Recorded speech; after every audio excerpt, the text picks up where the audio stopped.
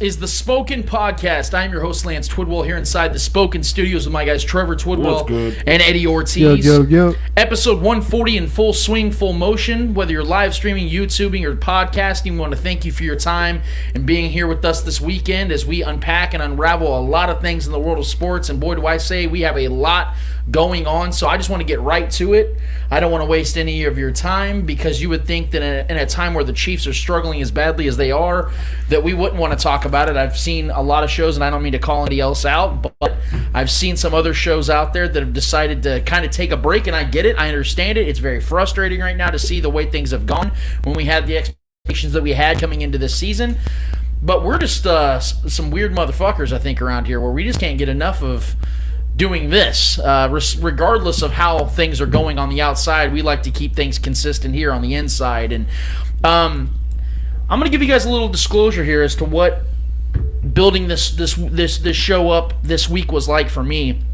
And I think you guys know by now a rule of thumb that we always have here when it comes to how we go about building content and creating content and delivering content at the Spoken Podcast is we give you the truth, we give you authenticity, and we give you honesty on a consistent basis. We don't try to do hot takes. We don't try to give you guys something that isn't genuinely from us as humans, as individuals, and as fans. It's genuinely what we believe. We joke around, we have fun, but honestly, to our core, what we're telling you on this show and what we're telling you on social media and on our social media platforms is exactly what we feel and believe. And I can speak for Trevor and Eddie about that because I know that's how we operate here, and that's something we've been very consistent with. And if you guys have been following along to anything that we have been posting, anything that we have been talking about throughout the duration of the season to this point, because it has been frustrating throughout the duration of this season. The Chiefs have yet to win. It can go on any winning streak whatsoever so far this season. We're brutally honest, and it's not fun. Trust me when I say I love to be Homer Lance. I love to be the one that sits here and breaks down the statistics of things that are going great for the Chiefs and how this player's on pace to do this historic feat and this is what the Chiefs are on pace to do and they're the Super Bowl favorites. Those are fun things to talk about. So it's not fun to sit here and talk about reality when it hits you right in the balls, when it's something that's not fun to talk about. It's not fun to talk about things that are not fun. And going into the preparation of this week and how I was going to talk about this show, I didn't really want to spend any time or any energy really breaking down what we saw in that shitfest known as the game against the Titans last Sunday. That was by far the worst and most frustrating game outside of maybe the last year's Super Bowl that I have seen in the Mahomes era. And full disclosure here too as well, back in the Alex Smith era, and I try not to compare the two eras because they're so significantly different in how they've gone to this point, but there were lulls in the Alex Smith era, and we tend to expect that at times because how conservative Alex Smith was and how frustrating this team was at times where they consistently underachieved, especially in playoff games. But those times are frustrating. This is a whole different level, different dynamic in the Mahomes era because now the standard went from being a good playoff team that gets to maybe the second round if lucky to now a team that's supposed to be contending for Super Bowls on an annual basis. And that's why I've not been one that has been crushing fans out there, ourselves included, present company included, for criticizing this team because of what the expectation and what the standard now is. It's different than what it was back then. And I wanted to start this show off, and like I said, we got a lot to get to. We have our guy Shaggy Shane Williams joining us in a little bit that I cannot wait to get his thoughts and opinions on all things Chiefs. And trust me when I say he's just as much, if not more, opinionated than we here are at the Spoken Podcast. But I wanted to break down because when losing starts to happen or when winning begins, we like to praise certain individuals for it. Well, when losing begins and losing continues, blaming begins. And so that's valid. I think that's something that needs to happen. I think that's something fan bases need to do is be able to place the blame and hold others accountable for what they have or haven't done correctly. And so I want to start right here. And this might shock a few people. I'm going to start by criticizing Patrick Mahomes. Because I've been one of the people out here that doesn't do that very often. And I think rightfully so because of the fact that to this point of his career, he has been the most marvelous, unprecedented quarterback we have ever seen in NFL history. I think he's the most talented quarterback. He's the best quarterback I've ever seen play football. But there are some serious flaws that we are seeing in Patrick Mahomes' game this season. One, we've all talked about it on the show over the last few episodes. He's pressing. He's trying to force the ball in areas he doesn't need to. He's not taking what the defenses are giving him, and it is showing. Despite the fact that the offense is, up to last week against the Titans, were putting up historic numbers of points per possession, yards per play. They've been doing a lot of positive things. But as many positive things have come from the offense, we've seen just as many negatives. Turnovers, that's the obvious. We've seen the frustrating turnovers at a level and at a clip we've never seen from Patrick Mahomes in an offense led by Patrick Mahomes to this point. So what I'm seeing from Patrick Mahomes, although he's still putting up insane numbers positively and is still probably will get up to 4,700 yards and close to 45 to 50 touchdowns still on pace for numbers around that, there have been instances and times where he has really hurt this team and really hurt their chances of winning games. And I expect better, and the reason why, again, I haven't criticized him much to this point is because, quite frankly, I don't expect this to last. Because I've seen a larger sample size and body of work from Patrick Mahomes that indicates he's going to be great far often and far more often than when he's bad. So I'm going to go ahead and just get that out there now, and I'm going to go ahead and embrace the fact that Patrick Mahomes could be playing better football. I'll just leave it right there. And then I'm going to start with the defense and Steve Spagnuolo, the defensive coordinator, the second part of this. And this, I am literally ranking this right now, and I'm going to keep it very general so I can get Trevor and Eddie's thoughts on this as well. Steve Spagnuolo came into Kansas City in 2019, and I'll be honest with you guys, when I first heard the news, I was very nervous. Not just because of the fact that Steve Spagnuolo had been out of the game, but the last couple of times we had seen Steve Spagnuolo in the league, his team struggled. And not just when he was a defensive coordinator, but also as a head coach with the St. Louis Rams. And we saw how his defenses throughout his entire career would fluctuate. There would be seasons of elite football, and the very next season they'd be one of the worst. In fact, the two worst defenses in NFL history when it comes to yards allowed per play were ran by Steve Spagnuolo. That's a real concern. That's a real problem. He came in here in 2019 and changed a lot of things. Now, granted, he did walk into a situation that was a lot better than some defensive coordinators inherit, where he got Tyrann Mathieu, and he got a motivated Frank Clark, and he got Chris Jones, and he got a lot of players on this defense that were really good aids and helps to him getting what he wanted out of this defense. Now, we skip along because I don't want to undermine or downplay what he did. He helped this team win their first Super Bowl in 5 decades. Not going to ignore that, but this is a what have you done for me lately or league. This is a sport where we continue to follow where this team is headed and where the league is headed. We don't sit here, at least not us here, where we just rest on the laurels of what they have done. This team was expected to win multiple championships and create the next dynasty in the NFL. So we can't just sit here and talk about 2019 as if that was it. That's all that we needed. No, we're still here expecting this team to win, and Steve Spagnuolo is supposed to be somebody that helps push them in that right direction. And this season has been the opposite of that. And I said beginning of this season that Steve Spagnuolo finally has his defense in place. This is year 3.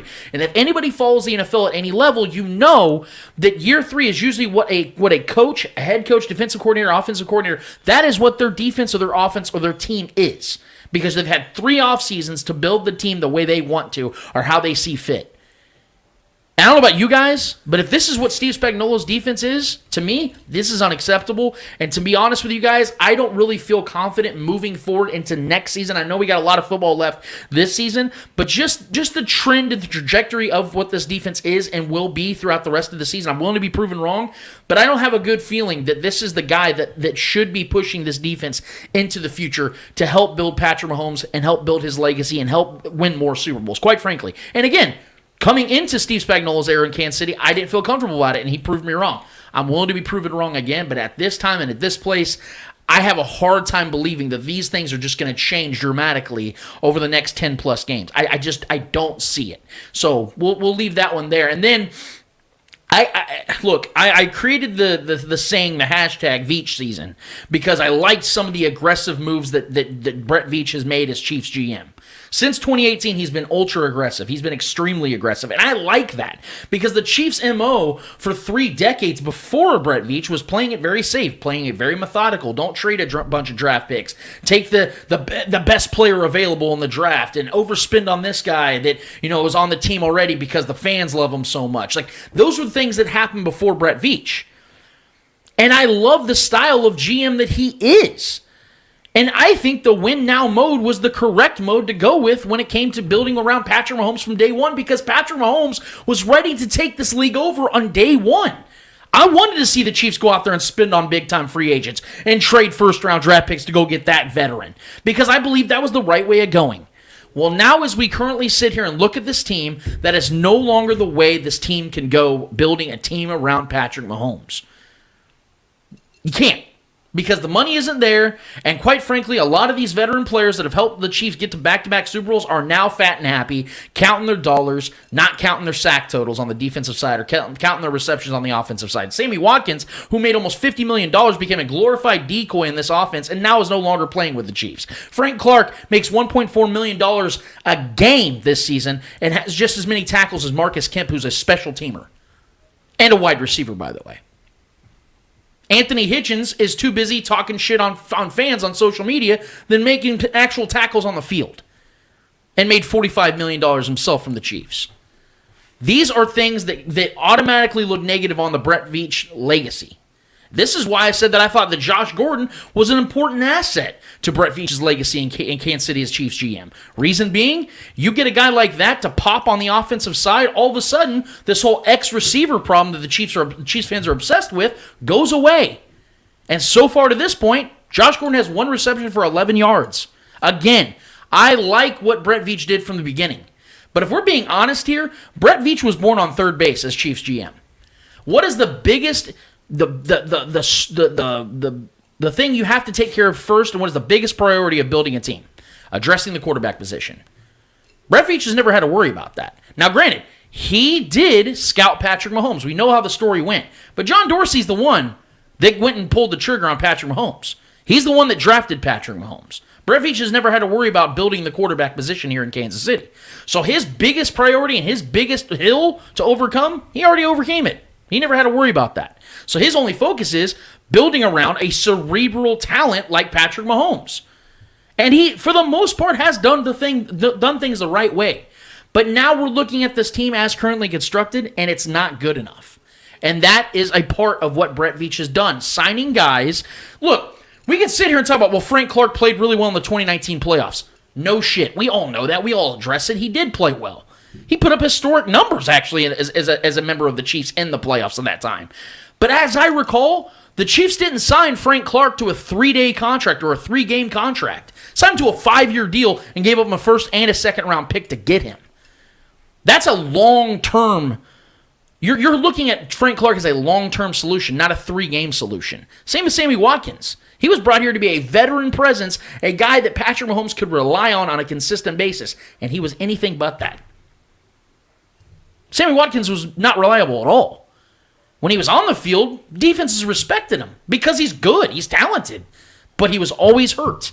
Some hamstring injury that always kept him out in week 6 for some damn reason. It's continued in his Baltimore Ravens career. So these are reflections on Brett Veach, and I'll give him praise as much as I can when he makes the right decisions and things end up going the right way and they come to fruition. But at this current time, I can't give Brett Veach a lot of credit for what this team has become because he's helped build it. And the guy that I have to give the most criticism to and the most blame to is the guy that changed everything here in Kansas City that I love and I adore as much as I possibly can. And that's Andy Reid. Look, I wouldn't want anybody else to be the Chiefs head coach. Still to this day.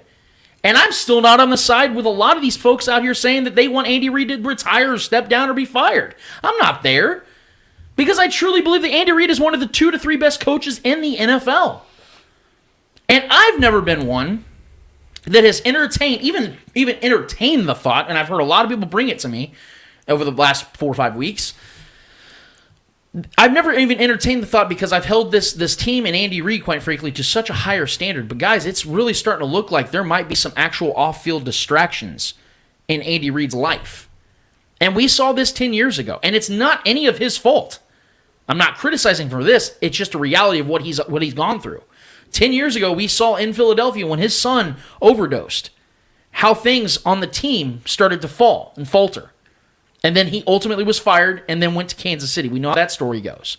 Well, 10 years later, you can't tell me it's a coincidence now that we consider all things and how this team has played to this point and the fact they're 3-5 since the Super Bowl, that the Britt Reid situation hasn't weighed heavy on Andy Reid and this team as a whole.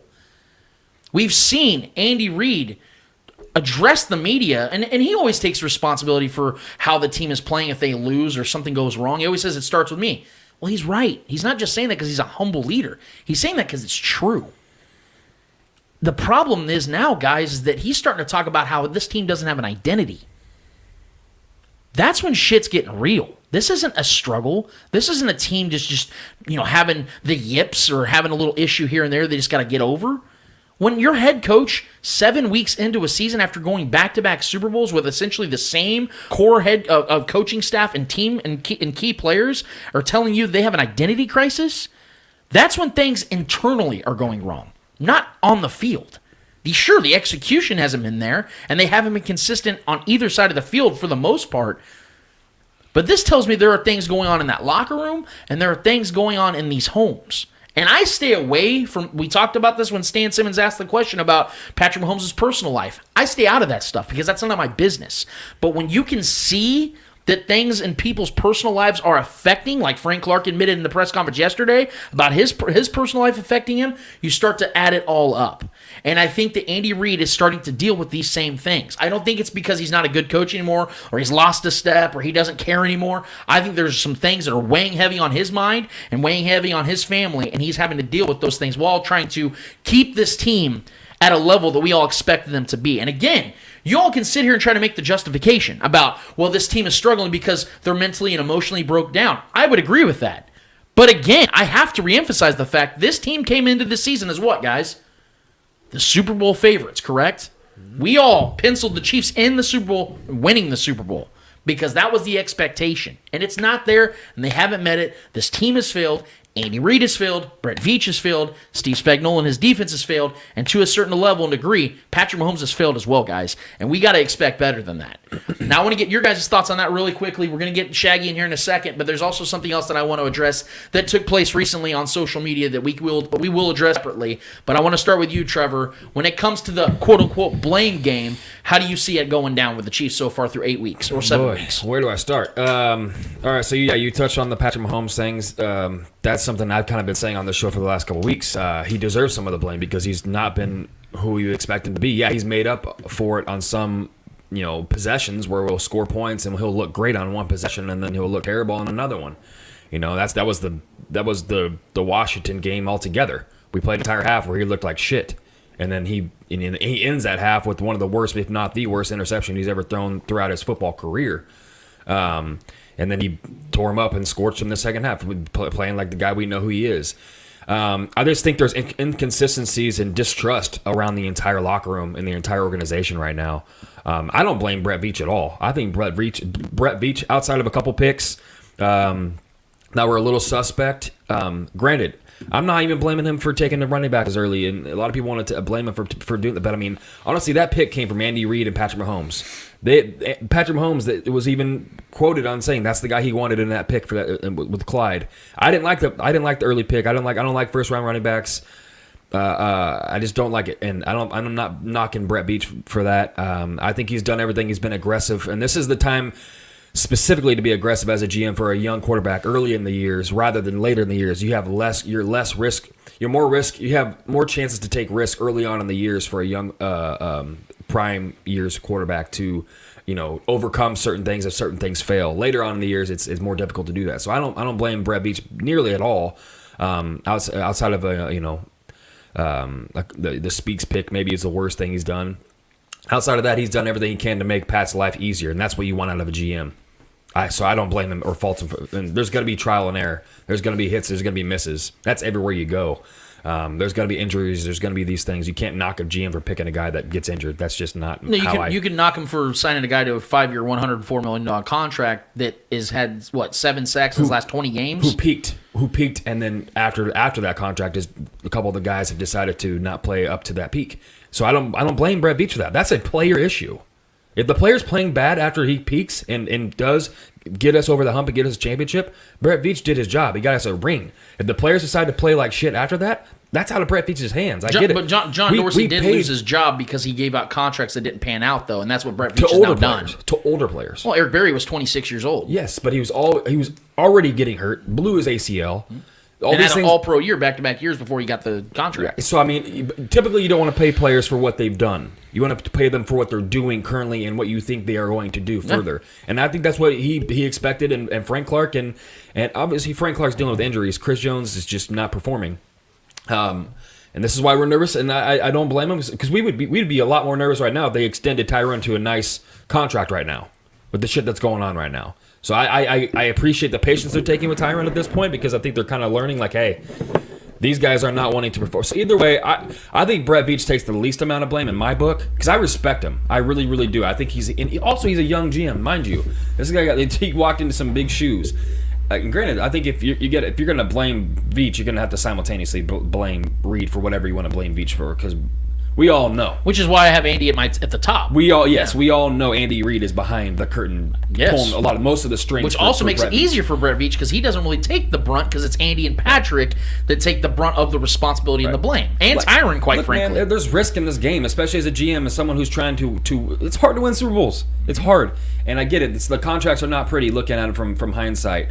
We were excited to bring those guys in. We were excited to extend Chris Jones when those things happened. We were stoked. We can't retroactively hate him now. No, I was invested. I was invested. Us as fans were invested when those things happened. When those contracts were handed out, we were stoked. And now they're playing like shit. And now they're acting like they're prima donnas. Now they're acting like they're higher than all. That sucks. But we have to eat that shit sandwich right now. That sucks. But I'm not going to hand out blame to the ups and to the GM, to the Andy Reid, because they expected these guys to play, and these guys are deciding to turn their backs on us fans. It is what it is. It happens a lot in the NFL. This is a trend that's been going on since the beginning of this game. Once it became more of a higher end, high paying game, players get paid and they get comfortable. You know, that's just, it is what it is. That's in almost any job. You know, someone gets a raise and they get comfortable, and that's just a lot of it's human nature, and it's unfortunate. But these guys got paid, man, and they're comfortable now. So I definitely blame the performance and the players first in my book. Honestly, that's what comes first, because we're not talking about season-ending injuries or freak things happening. These are guys that are on the field 90 to 100% of the fucking snaps every Sunday, and they're not playing. They're not playing up to par. They're not playing even halfway up to par half the time. There's too many clips. There's too many things happening on the field that are just straight up business decisions. Just wanting to extend their career, maybe find that next contract for another team, hopefully. So it's a lot of frustration on my end as a football fan first, watching the players just not play football up to par. That's my biggest issue. Patrick's going to be fine. Yeah. Patrick's pressing right now, yes, but he feels like he has to. He's a young guy still. We forget how young Pat is still. Just last season, the beginning of last season, he was still figuring out certain coverages.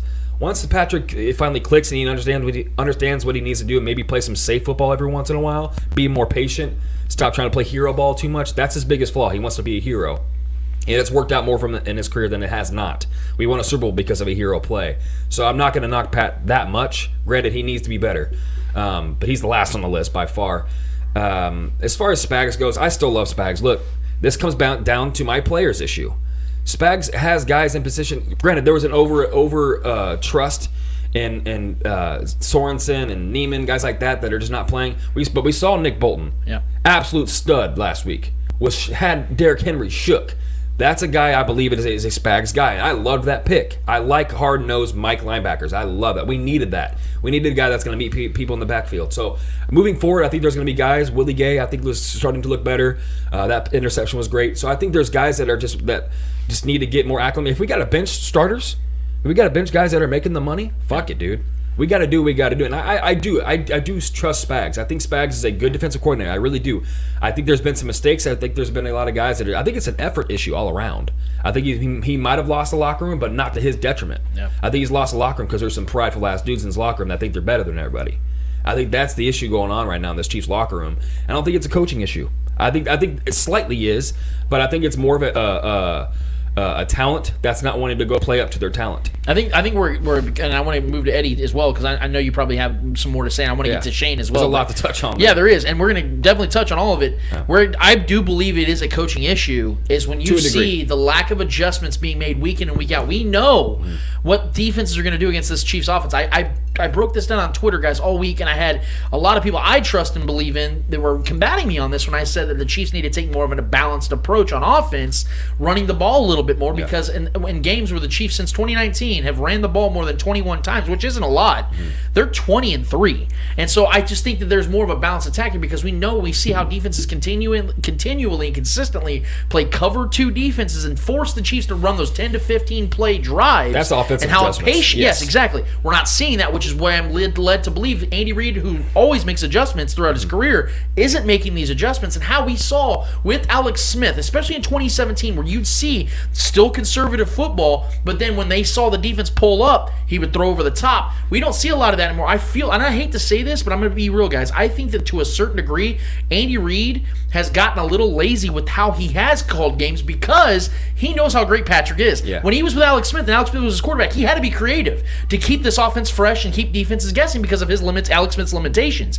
So there needs to be not going ultra conservative, but not being overly aggressive. You got to find that balance in between to where you're keeping defenses guessing all night, all day. Aaron Rodgers against the Cardinals was averaging 3.5 yards per attempt in that game, but he was picking that defense apart consistently and methodically to where at the end he could start throwing deeper down the field and making effective throws without Devontae Adams. And Robert Tonyan snaps his knee in the game, still goes out there and is able to move the ball. Why? Because they kept the ball in screenplay. Little dump offs, little tosses, things like that, to where the Cardinals defense, who's been so effective this year, had to guess. Yeah. And that defenses aren't guessing against the Chiefs offense this year. Well, situations like that with Aaron Rodgers, Patrick Mahomes is going to get there. That's the wisdom you see in Aaron Rodgers' game is unreal. His ability to find guys and extend the play just long enough to know where the guy's going to break open and find him and just throw an absolute rope.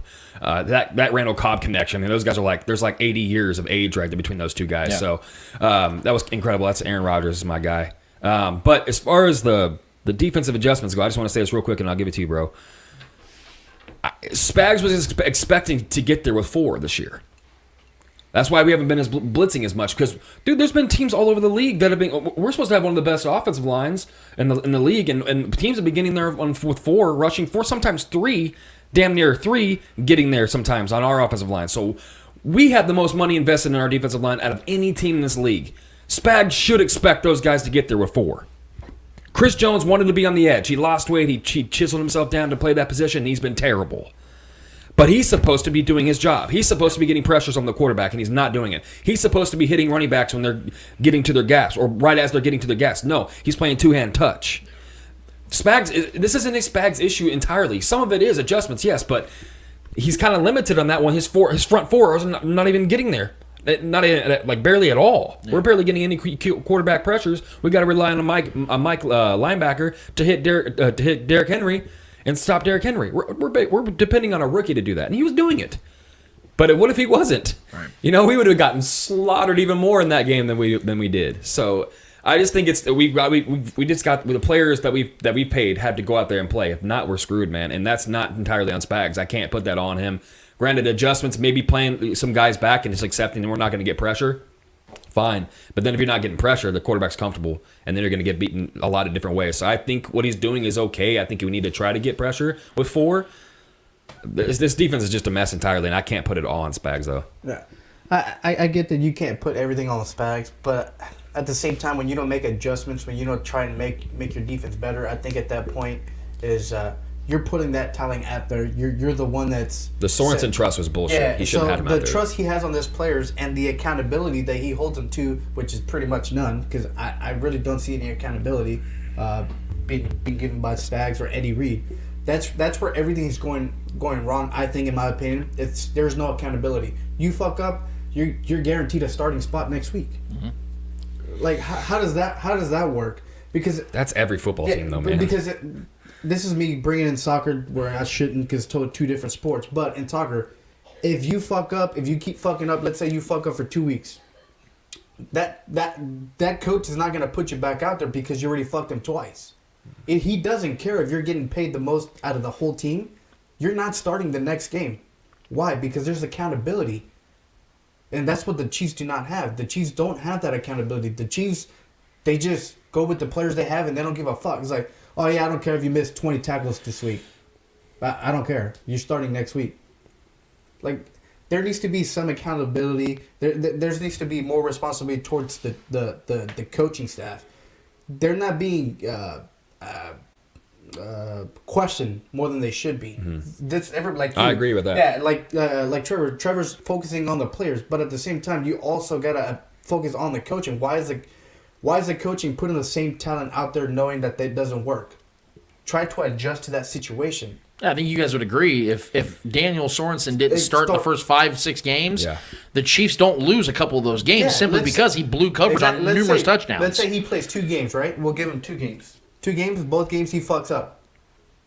He needs to be held accountable to those fuck ups. That's why I said if we got to bench some guys that are getting paid, that's what I'm saying. At this point, we have to do something drastic. But at the same time, as a coach, you don't want to burn bridges with players because once you burn a bridge, they're pretty much gone.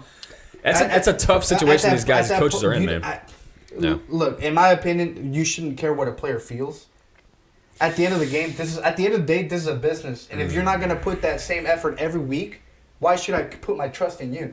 That's kind of what makes Andy Reid great, though, is he's a player's coach. He does care what these players. But now we're seeing the there's a line, effects of it. Right, there's a line that needs to be drawn, though. That's what of course, saying. Yeah. That's what I'm saying. Now we're seeing care the effects to a degree. of him being that player's coach, being that friends, friends with the players. Which at the end of the day, yes, I get it. You can be friends with these guys, but at the end of the day, you're the coach.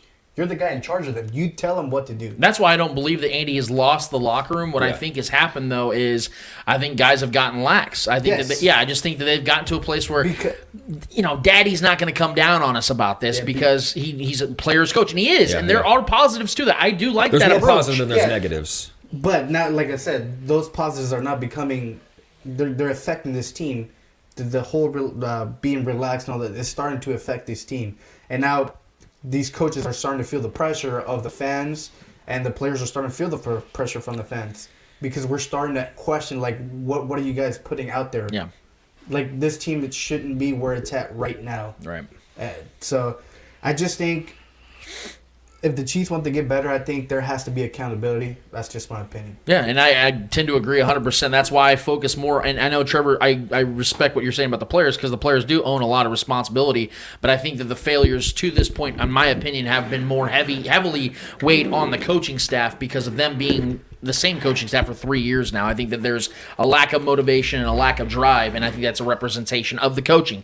Now, more money. We have the supreme pleasure of being joined by not only, I wouldn't even call him a guest, I call him a brother, a family member of the Spoken Podcast, one of my best friends, a guy I respect vehemently, and was very excited to get him on the show. We actually scheduled this 2-3 weeks ago, I believe, and I think despite how bad things have gone, both on and off the field, which we will address, I think this is the perfect week to have her on the show. So let's give it up for Mr. Shaggy Shane Williams.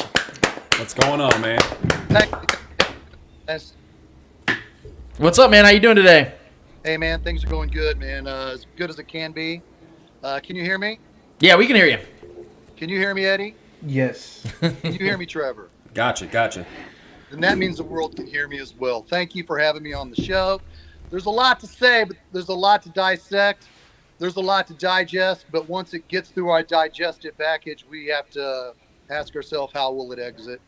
Yeah, no shit, literally. Let's start something here, Shaggy, because I know you said, I believe a week ago, or at least a few days ago, that you, and I don't want to put words in your mouth, but you brought up a theory, a take, on Tyrann Mathieu and his future with the Chiefs. Now, there are some recent developments that came up on social media, and we know that Tyrann's very vocal on social media, but now it's not just him. It's also starting linebacker Anthony Hitchens that is being rather vocal. We haven't even broke it down yet on the show, but I know you had a theory. I know you had a take about what the Chiefs could potentially do if they continue to struggle this season with Tyrann Mathieu. I want to give you the platform so you can tell the listening and the viewing audience what your take is, and if the recent developments that took place on Instagram last night have changed or strengthened your take. I wouldn't say it was a take per se. It's just the way you want to look at things for the Kansas City Chiefs long term. And I appreciate you, Lance, giving me the platform because I have a lot to say. Earlier in the week, I put out there, and of course I did a couple weeks ago, but Tuesday, I said the Chiefs have a chance with the trade deadline. Would you entertain the thought, I said this to Chiefs fans, of trading Tyrann Mathieu for a draft pick if this team continues to struggle on trade deadline? And it went about 70-30 against it, and I understand that at that time. Chiefs fans were against it. Say, hell no, we're not trading Tyrann Mathieu. Give him his money. Give him his money. But there were some saying, the way this team's playing, and if we're going to evolve for years down the line, then you have to entertain the thought of trading Tyrann Mathieu. It was just something to put out there. I wasn't hating on Tyrann Mathieu per se, but I was just putting it out there. Would you fans be interested? But like I said, I put it out there earlier in the week. Then the events unfolded last night on Instagram where Chiefs fans were talking on a group, just putting it out there that these players are falling short. Tyrann Mathieu and Anthony Hitchens or any other Chiefs player was not tagged. They were not tagged in this post. They were not tagged at all. It was just a bunch of Chiefs fans talking on a Friday. Hey, what do you think about this? Does this player live up to that example?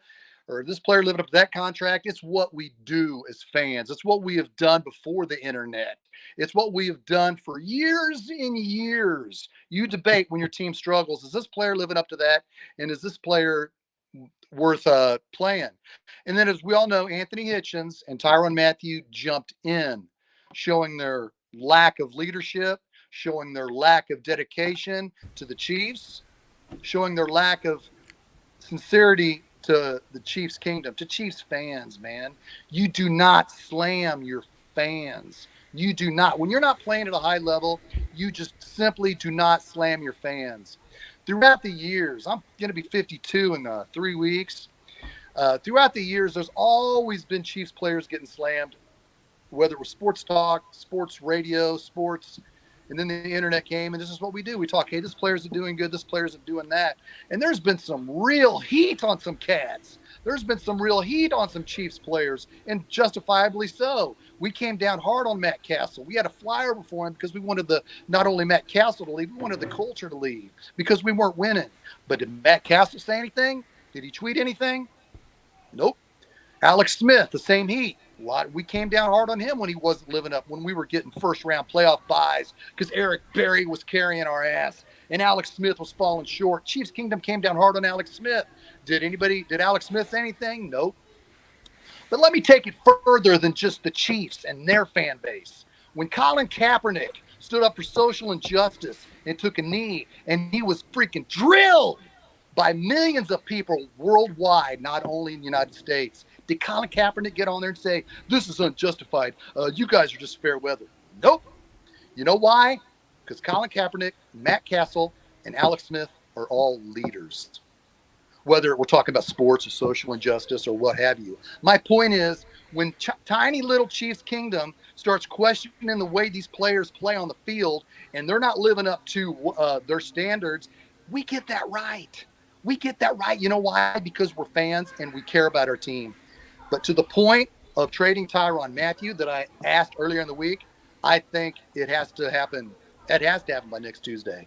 Is he going to come to play next Monday with the right frame of mind, knowing that the majority of Chiefs Kingdom freaking hate him now and pissed off and want him off the team? I don't care. He's going to give some sorry ass apology either today or tomorrow, saying, I wasn't coming down hard. I was just being myself. That's what I do. Tyrann Mathieu's not right in the head. How many times is he? And I don't mean that because there's a lot of people with really mental issues out there in the world that, honest to God, need help. But there's something not right with Tyrann Mathieu. The fact that he gives a crap that 8 minutes after the Titans game ends, 8 minutes, the dude hadn't even showered yet. He runs into the locker room and sees what Chiefs fans are saying to him about him on Twitter, and he starts getting on there. The leaders need to stand up with this team, and this is desperate. This is real shit. The leaders of this team need to get together and say, right now, they're having practice today because it's a Monday game, so they have practice 2 days before the game actually happens. When the team gets together, they have to recognize, hey, Tyrann Mathieu and Anthony Hitchens are mentally stable enough to be on this, to be playing. I know Hitchens ain't playing because he's injured, but Tyrann Mathieu needs to be replaced by Armani Watts like ASAP. You may say, well, on the field, Watts isn't as good as Tyrann Mathieu, but Tyrann Mathieu isn't mentally stable to go out and play football. When you care more about what your fans are saying about you on Instagram and Twitter then your freaking mind is in the right place. And Lance, that's his problem. That's his problem. He's more fixated and focused on what people are saying, and he calls himself a whole general.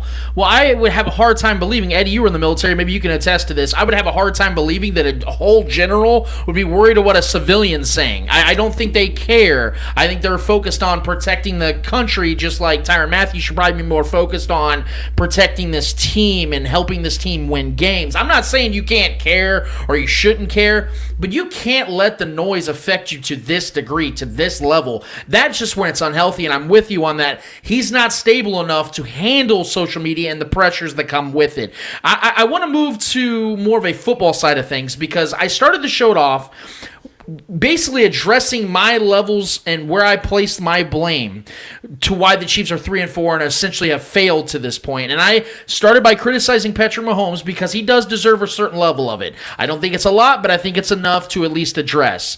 Then I went to Steve Spagnuolo and his defense and their lack of adjustments and how they have simply failed year 3. And I think there are some legitimate concerns of whether Steve Spagnuolo is the long-term answer at defensive coordinator. Then I addressed Brett Veach and some of the mistakes he's made with overspending on some guys who are now either not on the team at all or guys that are just basically raking in the cash and not putting in a real contribution on the field. And then I ended it with Andy Reid and how I believe with some of the things that may be going on in his personal life, we have to now entertain that theory or that belief. And I think that the lack of adjustments he's having to the cover 2 defenses that defenses are essentially running against his offense every single week are reasons why I think this team has ultimately failed to this point. What are your thoughts on that, Shaggy? We've seen Andy Reid's team slump and get on streaks his entire tenure as a Kansas City Chiefs head coach. And everything you said was spot on at the beginning of the show. And people call it the Super Bowl hangover. People call it, well, it's unfair to ask this team to play at this level for this amount of time. If the mistakes weren't so god-awful, you could, if the mistakes were like, they simply were, Patrick Mahomes stepped in the pocket and tried to force it into double coverage. It's not his fault. He was trying to make a play. The criticism on Patrick, I think, is somewhat unfair, just because of the fact that he's trying to pick up the slack for everybody else. And but the defense is obviously slacking. But to the point, the grand scheme of it, in a nutshell, and this is what's the most baffling stat of them all. If the Chiefs don't turn the ball over against Baltimore at the end of the game, and if the Chiefs don't start the Chargers game week 3 with 3 straight turnovers, then we're sitting here 5-2, tied with the Raiders, wanting to know what happened in Tennessee and why we can't beat Buffalo. But since we had those turnovers, then you're looking at, well, we're just a bad team. And to that, for some reason, when teams are known for turning the ball over, they turn it over. Not just 2 weeks in a row, not 3 weeks in a row. And in my 44 years of watching football since 1977, whenever they put the stat on the TV, this team leads the NFL in turnovers. By golly, they will just keep turning it over. It takes weeks to stop turning it over. And if they wouldn't turn it over, they would be 5-2, but they would still have these issues on defense. Sometimes the defense, you would hope that the defense would be able to step up and address those turnovers by holding the opposing offense. But in the grand scheme of things, to answer that question, Lance, in totality, it falls at the feet of Andy Reid. And Andy Reid's the first ballot Hall of Famer. What he done from 2013 to 2020 deserves props. It solidified his Hall of Fame it solidified him as a Hall of Famer. What he has done, he will be a first ballot Hall of Famer. But there is an erosion from the coaching staff, from Andy Reid on down, that Patrick is feeling. You can tell in his game. He's not comfortable in the pocket. He's not. Me and you sat together for the Sunday night game, and we watched other games where he would just have a clean pocket. He would set. He'd get the ball. He'd look, and it would be clean. He would bounce out, just immediately bounce out. And you'd be thinking, man, if he just – and then when we see the all-22 footage later on in the week, whether it be Seth Kaiser or Nick Jacobs, they would show if he just would have stayed in the pocket, that pass would have opened up, or that second receiver would have been open. There's something in Patrick's head right now that's just telling him to do too much. But the entire thing falls at the feet of Andy Reid, and I think there needs to be. It pains me to say this because I get ripped on social media. There needs to be a complete culture change at the end of this year. I'm not going to ever say fire him, but I would hope that he would at least think about taking a step back, because with Tyrann Mathieu and the Honey Badge, Tyrann Mathieu and Anthony Hitchens' talk on Instagram last night showed that this locker room is broke up.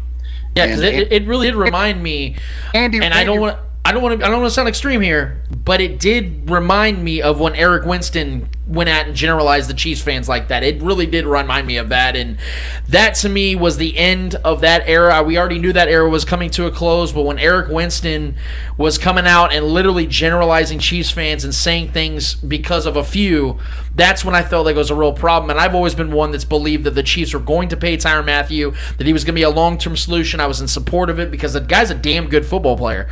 But when things like that are being said, where he's saying that people are trash, when he's saying that, calling names, calling Chiefs fans names, generalizing a fan base, calling us toxic, that's when I think that the line is crossed. And if Andy Reid is going to reestablish himself in the confidence of Chiefs fans to get this thing turned around, that is something he's going to have to address and address it directly, not through channels, directly with Tyrann Mathieu. And I don't know how he's going to do that. I really don't. I can have my theories. I'm sure you do too. But I just don't see how it's going to be repaired this season. I hope I'm wrong. And speaking of the rest of the season, just a couple more questions for you here, Shaggy. The Chiefs have a game in front of them on Monday Night Football that is very winnable. I believe they're a 10-point favorite to this point, and they should be. Regardless of what the record is, they are clearly a better team than the Giants, and a lot of teams are. But even if the Chiefs were to go out here and blow out the Giants, and we're going to give our preview on this game in a little bit, but just to jump ahead and get your thoughts, even if the Chiefs were to blow the Giants out in this game, does it give you any swing of confidence that this team's going to turn it around, or do you feel that this is what should happen and it's just another NFC East team that the Chiefs beat up on? Like I said in my post yesterday, the Chiefs can go out and stop the Giants, just like they did 6 years ago. 6 years ago on November 1st, 2015, the Chiefs went to the United Kingdom, or to Britain, to play the Lions at their record of 2-5 after 7 games. They just beat the Steelers and Landry Jones, a third-string quarterback, and they went out and beat a bad team, and they beat them up good. It lit the spark that ended up putting on a 10-game winning streak to be successful. But we all know that defense was stacked with number 1 draft picks and good draft picks by 3 different general managers. I don't need to name the names. I said them on my post of those players. That defense only gave up 15.8 yards per game during that stretch. The Chiefs should win, but going back to what I also want to talk about, Orlando Brown is not living up to the first-round trade. Tim Grunhard, major props to him on 810 WHB, talked about Orlando Brown's footwork. He's just his footwork on pass rushers with speed forced Patrick Mahomes out of the pocket. And when Patrick Mahomes gets out of the pocket to make a play, Orlando Brown is unable to hold that rusher. So that rusher is always at Patrick Mahomes' back when he's trying to make plays out of the pocket. Where Orlando Brown is a good bull rushing left tackle, Eric Fisher was a better left tackle when he was healthy, when plays were breaking down. When plays were breaking down and Patrick Mahomes was out of the pocket, Eric Fisher and the other right tackle, Schwartz, was able to hold that pass rusher so Patrick can make plays. Those plays aren't getting made now because Orlando Brown's got poor footwork at this time. Can Orlando Brown turn it around? God, I hope so, because we invested in a number 1 draft pick. But if not, we got another player we need to draft, another part of the culture that needs to be changed. It's actually where I wanted to kind of tail in this entire conversation, because Shaggy, you bring up the past to talk about the present, but what about the future here? Because as this team is currently constructed, you talked about an overhaul, you talked about a cultural change. Man, I feel like the culture is predicated on coaching. So how much longer do you give this current coaching staff until you believe Clark Hunt, who was aggressive, 9 years ago by getting Andy Reid in town. How much do you think that needs to be replicated by Clark Hunt? How much responsibility Clark Hunt have if it continues to go down this route? Because I think you would agree with me, no one is too important to waste Patrick Mahomes' prime years. No one is, including Andy Reid, including anybody. Clark Hunt's got to do whatever it takes to give Patrick Mahomes as much as he needs to win Super Bowls. And one of my biggest theories is I just think it's simple. The Chiefs need to have more of a balanced attack on offense because we know as long as this team is great, it's going to be the offense leading the way. Well, I think that you got to have more of a balanced attack. I know our producer and our dear friend Clay Wendler is against the idea that we need to change things on offense. I stand strong on that side. I don't know where you stand on that exclusively, but I'd like to get your thoughts on that. We have to continue to evolve because 31 other National Football League teams have done their homework. They say, how are we going to keep up with the Chiefs? What do we have to do to stop the Chiefs? How do we get on the same level as the Chiefs? They looked at us and was the measuring stick on what to do to stop us, be like us, and beat us. The Chiefs have to evolve. If this Chiefs team just looks like crap the rest of the year and we finish 7-10, 6-11, and maybe we could talk about this on your off-season show, but I want to address it now because we have to think outside of the box right now because of where we stand for the locker room is in a situation. We have to think, how do we evolve? How do we evolve? Who do we trade? What do we do to get multiple draft picks? Because you said on your opening, Lance, and it's on point. The Chiefs moving forward from 2022 on need to build through the draft. There can't be, we need to trade a number one draft pick for this player or that player, because me and you've had debates about Frank Clark, and we don't need to do that now unless you want to. I'm here all day. But to the point of where we need to go moving forward is we need to build through the draft. Tyreek Hill is going to be 28 years old next March. Hear me out, Chiefs Kingdom, before you freak out. Tyreek Hill is going to be 28 years old next March. He's going to demand top dollar contract. And you know what? I don't blame him. Tyreek Hill deserves to be a 5-year guaranteed fat contract because Tyreek Hill has busted his ass. He's busted his ass to warrant that contract. And at 28, Tyreek Hill deserves it.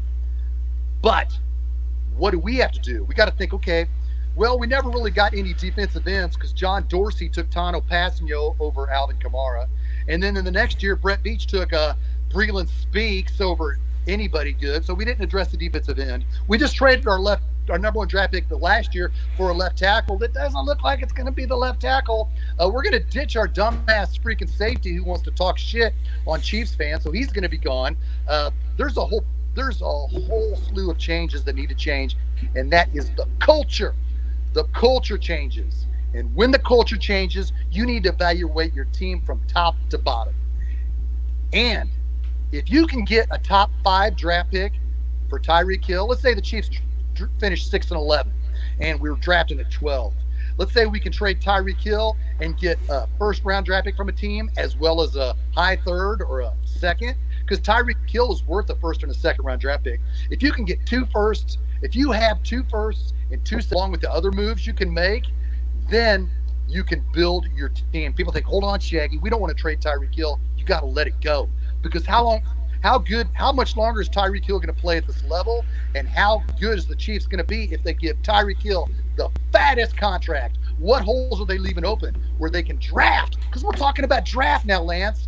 They got Sammy Watkins, Frank Clark, and all these other Tyrann Mathieu, all these players in free agency, and they made trades and whatnot. Let's build our own team. Let's build the core of these guys. Because when we were talking to the defense in 2015, how they lit that spark, they were all drafted by freaking the Chiefs. All of them. Dontari Poe, Eric Berry, Derek Johnson, Marcus Peters, D Ford, Justin Houston, Tamba Ali. These cats were all our guys. Let's get our own guys. I know it sucks to think about trading Tyreek Hill, but if you can get fat stacked draft picks to draft, if you can get 2 draft picks in the first 12 picks, I'm on board. And if it means, hey, I don't know if I trust Brett Veach to make these trades, and you know I've been in Brett Veach's corner since we met him in training camp 2017. If it means I don't trust Brett Veach to make these trades now that we're going to trade hypothetically Tyreek Hill, and you get another general manager in here. You get another general manager and says, I'm going to get you the damn good players now that you have 4 draft picks within the first 40. You got 4 draft picks in the first 40. You're going to get your left tackle, your defensive end, running back, or not a running back. Just, you're going to build the team, the culture. Because long story short, and I know I'm rambling, but this needs to be said, the culture needs to change. Patrick Mahomes is going to be here for the next 15 years. He wants to play. The kid has heart. The kid loves Kansas City. Get him a running game. Get him a freaking swarming defense, and draft with it. Draft with it, man. I know it's tough to think about trading Tyreek Hill, but like I said, you're going to be in that situation, and we're going to be asking ourselves, is the culture changed? Do we want to give Tyreek Hill this massive contract that he deserves at the age of 28? Brett Veach or the next general manager or the next coaching staff or the next everything is going to have to evaluate how are the Chiefs going to do moving forward, because 31 other National Football League teams have evolved. How did the Chiefs evolve? We can't stay status quo. We have to evolve. We have to grow. And if you're not growing, just like, yeah, we're going to give Tyreek Hill a massive contract. We're going to give Orlando Brown a massive contract. We got Chris Jones a massive contract. There's these holes otherwhere because we didn't draft. We freaking whiffed, like I said, on Tano Passanio and Breeland Speaks and possibly Orlando Brown. There's a lot of holes that needs to be addressed, and we have to evolve and think long term. Are we thinking long term when we say give Tyreek Hill a massive contract? Yeah, the Chiefs have built just like the Rams have over the last couple of years. The only difference is the Rams have Jalen Ramsey and Aaron Donald to build their defense around. I mean, it's a different equation.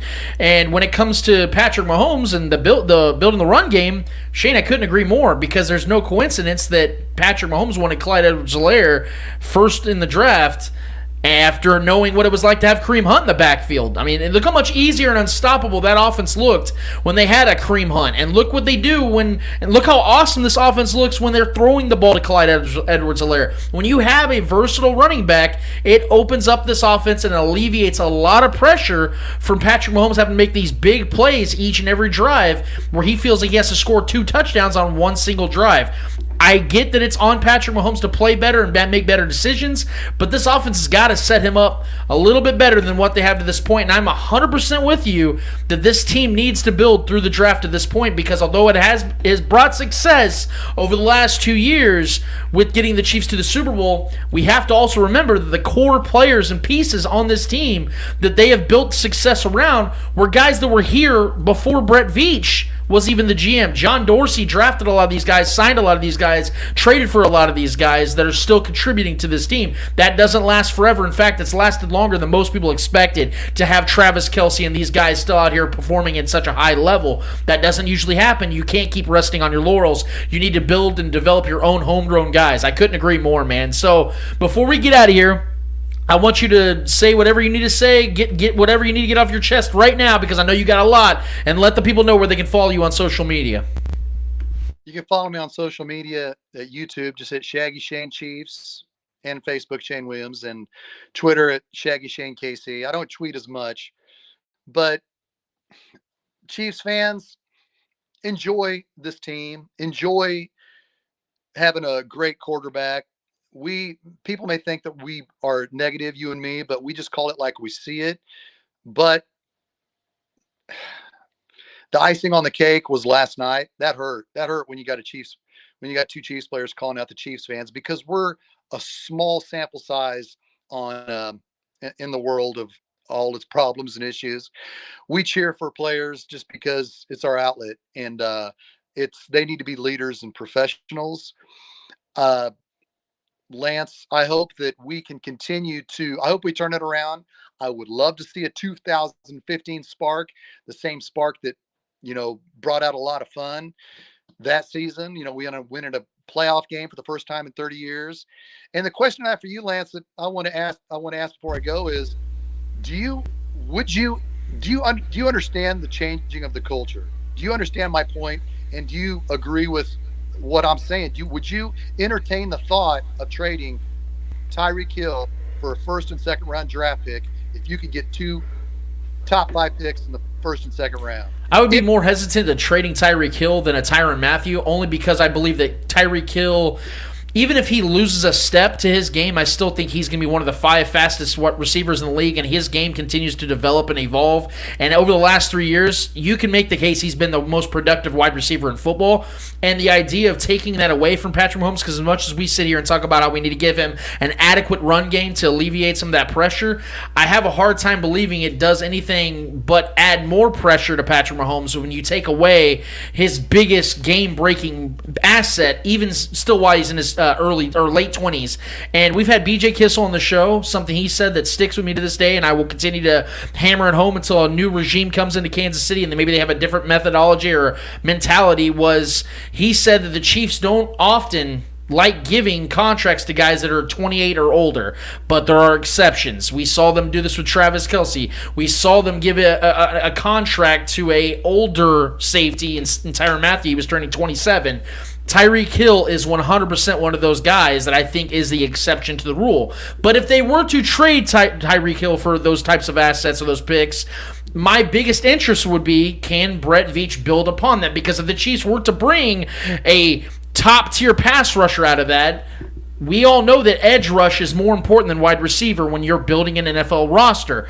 My question, though, is can Brett Veach do that? Because to this point, he hasn't done that. He's gotten some good draft assets and good picks this last draft class with Creed Humphrey, Trey Smith, and Nick Bolton. But it took 3 years for Brett Veach to really show us that he can draft at a high level. So I reserve my right to be concerned about what Brett Veach can do in the draft, and trading Tyreek Hill is a tall ask from fans and Patrick Mahomes, because I have a hard time believing that Patrick Mahomes would be on board with that. Do you feel the criticism? Let's say we finish 6-11. This is worst case scenario. This is worst case. I know we're optimistic about the Chiefs being great, and they can get a spark. But worst case scenario, who's going to hold who accountable more? I believe that Clark Hunt stays out and lets Brett Veach and Andy Reid run this bad boy. Andy Reid and Brett Veach run it.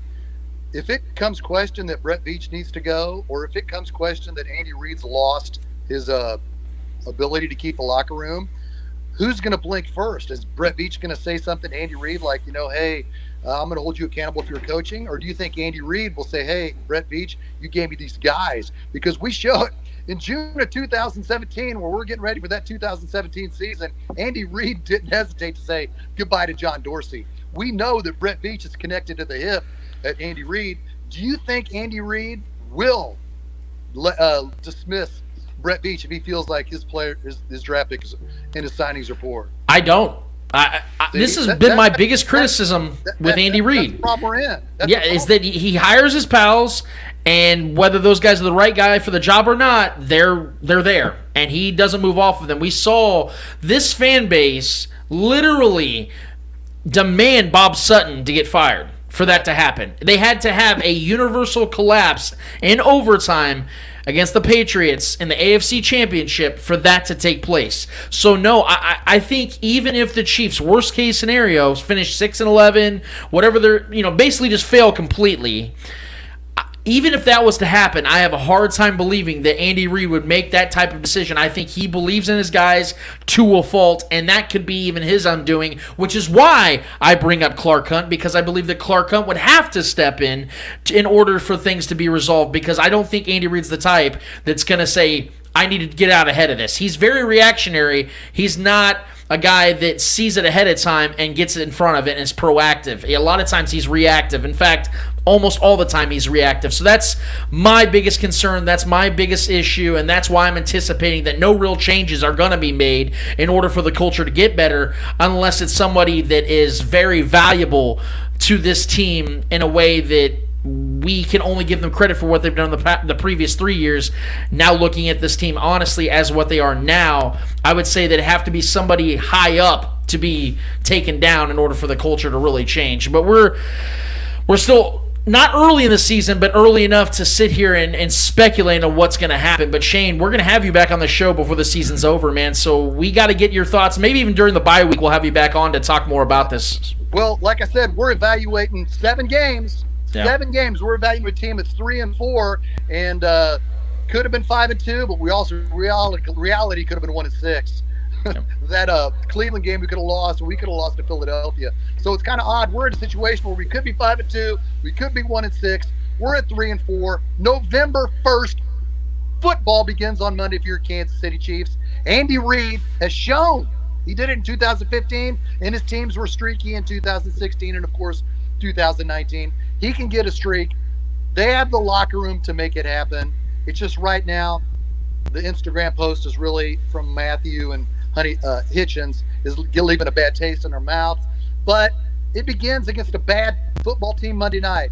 I love you, Lance. I love you, Eddie and Trevor. Guys, keep kicking ass. Until next week on the Shaggy Shane KC Chiefs Show.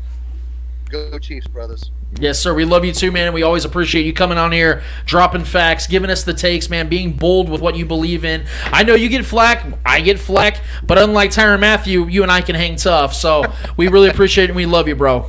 See you guys. And you guys definitely need to follow Shaggy, man, because I'm telling you, I look forward to his shows each and every week because the guy gives us detail. He breaks things down from a very unique perspective, a guy that doesn't allow his fanhood and his being a Chiefs fan get in the way of being truthful and honest.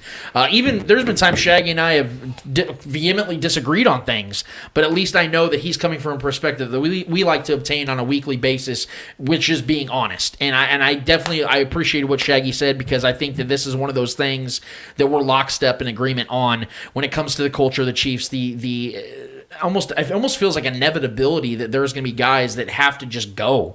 I've never been one of those people that after a loss are like, this guy needs to be cut, this guy needs to be traded. Like I've never been that guy, but it's now getting to that place where it's starting to feel like that has to be. We're the rarity of fans here, though. Yeah. I definitely have a different take than Shaggy as far as the fan base goes. I think every single sports fan base is toxic to a degree. I think it's absolutely ridiculous to get that bent out of shape about Tyrann losing. Tyrann has and Hitchens both have misguided energy. That energy needs to go back into their fucking football play. Yeah. Not Twitter fingers, not all that shit.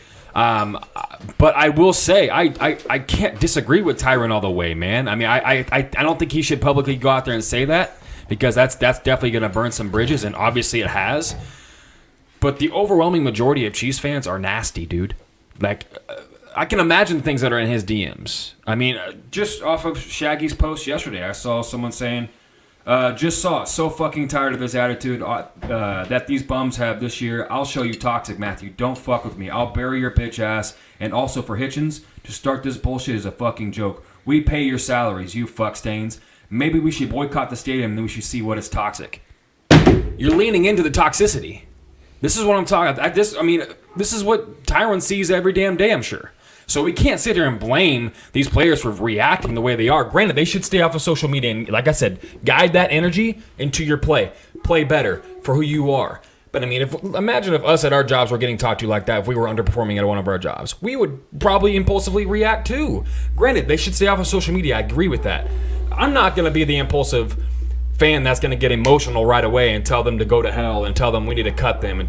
We love Tyrann Mathieu for being who he is right there when we signed him. He did change the culture. Now we want to flip it and say he needs to go because the culture's changed too far. We can't.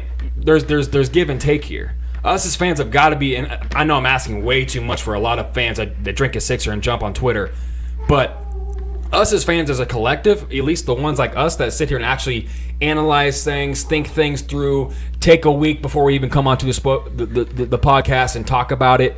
Most people don't do that. Most people impulsively react to what is said, what is done on the field, blah, blah, blah. Granted, I made my statement at the beginning of the show how I feel about these players not playing up to par, and that's the facts of reality right now. But at the same time, us as fans, we can't come out here and just kill people. We just can't do that. That's going to turn off other players from coming here as well, because other players are seeing that as well. That's a bad representation of us too. It's a bad versus bad right now because those two guys, as leaders of this defense, should not be doing that. I want to see that on the field. Give me that attitude on the field. When you're making a tackle, give me that attitude on the field. Stop tackling comments on Instagram and tackle some real human beings. The problem with Tyrann, though, and we got to get to the Eddie Hour in a second, but see, the problem with Tyrann, though, guys, is that he allows it to affect him constantly. It's not because he's constantly getting it. You got to put yourself in his shoes at times. Yeah, man. No, you got to understand though. He searches for it. There are times, Trevor. Literally, I'm on Twitter all the time, a lot more than both you guys, and I see it, and a lot of people call this out. Man. But my point is, he will literally go and search his name, and like Shane said, before he even hit the showers, he's already on Twitter trying to defend his honor. Lance. Those are problems. But we loved it when we were winning the Super Bowl. We loved it when he was going out there attacking people that were talking. We never liked Yes, that. we did. That was the whole attitude change. I will not agree with that. I've always defended it being who he is, but I've never liked it because I think you got to be able to rise above it. The people, That's who he's always been. But that isn't leadership. Okay. That is I'm not saying, leadership. I'm not supporting that. Okay, but he was brought here to not just be a player, but a leader on this team. That is what we're supposed to see from him. I'm not and saying going you. on Twitter. I'm not saying I know. you. I'm saying us there as a are fan base. people that are going to say those things. There were Trevor, screenshots of him saying "shut up, bitch" on Twitter when we were winning the Super Bowl. Trevor, but like People you said though, every fan base is toxic, Yes, right? yes. Okay, so pointing out toxicity in a fan base is pointless. There is no reason to point it out if every fan base is toxic. No. But go ahead. So he's not wrong. That's what I'm saying. No, he's not wrong, but he's he's not wrong wrong. to react to it. There's no reason to react to it. There is zero reason. But you're saying, what good did this do? What But good you're did seeing this my do? problem. I'm talking about both sides. I don't disagree. I disagree with him, and I disagree with the fan base. But the fan base is leaning into being toxic. Yeah, but is you what I'm can't saying. change the fan base. You No, can but you choose to can't rise have- above it. No, I'm okay, Lance. But everyone's up in arms. All the fans are up in arms right now. I'm saying they don't have a right to be. You see my point? They're 3-4. No, the Chiefs don't have a right to be upset about what Tyron's saying because what he's saying is true. It just sucks that he's saying it publicly. You see what I'm saying? Right. That's the problem, right? both are Isn't that true. what we're addressing? Yeah, That but he's we're saying they're saying expecting. We're publicly. human beings. We're emotional. We're getting impulsive. A lot of fans are impulsive. He's obviously very impulsive as well and emotional. Right. We can't separate him and his humanity and then accept ours. Right, him feeling the way he feels is fine. I'm saying going and doing what he did on Instagram with Anthony I Hitchens agree with that. is inexcusable. I'm not disagreeing with that. But that's what we're addressing. We're not addressing him feeling a way. we have to We're address addressing him the way both. he's reacting. Okay, but Shaggy is a fan coming out on the show as a fan. I've seen other posts, people coming out as fans. We can't have both. We can't have the cake and eat it too, man. We have to take responsibility for the shit that's being said to him as well. Granted, he shouldn't have come out and said it. We don't need to take responsibility for it because those are other Okay. people's actions. My point. We're not okay. I'm saying what I'm saying, Trevor, is you can't as a pro athlete. I agree with that. That's what we're addressing. So, and I know you wanted to say something. So that's what we're addressing here. No, it's not. It's not all we were addressing. But It's funny because you said how he goes and searches his name and he tries to defend himself and everything like that. Like, I'm trying to picture any other sport that goes out there besides NFL and NBA of players going out there trying to defend their name. that's this generation we live in, man. It's the Twitter Because generation. because you go into like soccer, me again with the soccer thing, but obviously soccer is king in the world. And you got Cristiano Ronaldo and you got Messi who have social medias, but you never see them react to fans the way Tyrann Matthews reacting to fans. Right. Like you said, there's toxicity in every team. But yet again, you don't see the big players, the leaders, fold to that toxicity. Yeah, you don't They see Pat when there's ignore it. homophobic shit going on. Fans are saying homophobic shit to Pat's brother. You don't see Pat coming out and defending it. I get it. Everybody's what I'm different, saying. though. That's what I'm not saying. defending it at all. But That's what leadership. But that's what I'm saying. That's the leadership that they need because as a leader, you need to fucking just phase that out. Focus on your shit. This is who Tyron's always been. This is who he was get before we brought him. No, here. I get it. That's who he is. I'm not and excusing it, but I'm just saying.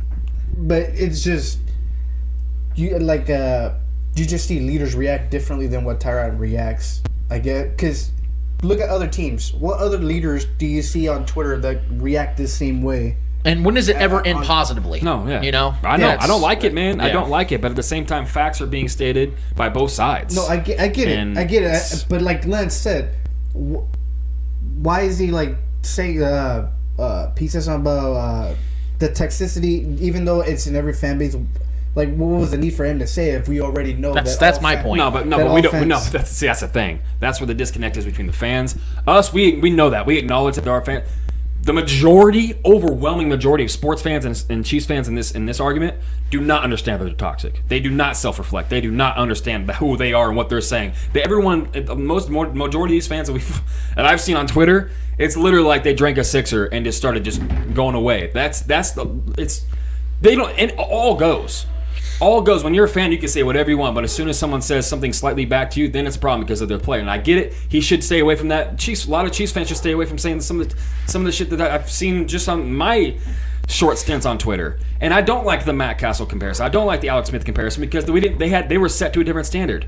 They did not get us to the end goal that Tyrann was a big part of. Tyrann changed the culture when he came here, and we won a Super Bowl. Right, but at this current time, Tyrann Mathieu. We can't kick them when they're down, man. This isn't about That's kicking literally what's happening. No. Okay. It's called properly criticizing for what's going on, the lack of results. The standard has changed, but he was a part of changing that standard that got us to the promised and that's why he will forever. So you have don't that. think he has a slight more of a reason to be defending himself more No. than Alex Smith would, more than Matt Castle? No. How would he not have more? Because of the fact, Trevor, that the standard's still consistent. No, it's not. The standard that Tyrann Mathieu has and that Matt Castle and Alex Trevor, Smith have are different. No one is sitting here and downplaying what Tyrann did in the past. We're talking about Literally right last season. now. We were in the Super Bowl last season. What do you mean? That's the past. Okay. We're in a current season. Okay, but he's been and they are one of the worst defenses in NFL history. But he's been one of the only bright spots on the defense. It's not like, granted, he's had some tackles that should have been or some missed tackles should have been tackles. Exactly, but in this current status, you do realize though that he is playing his part and why the defense is also playing bad though.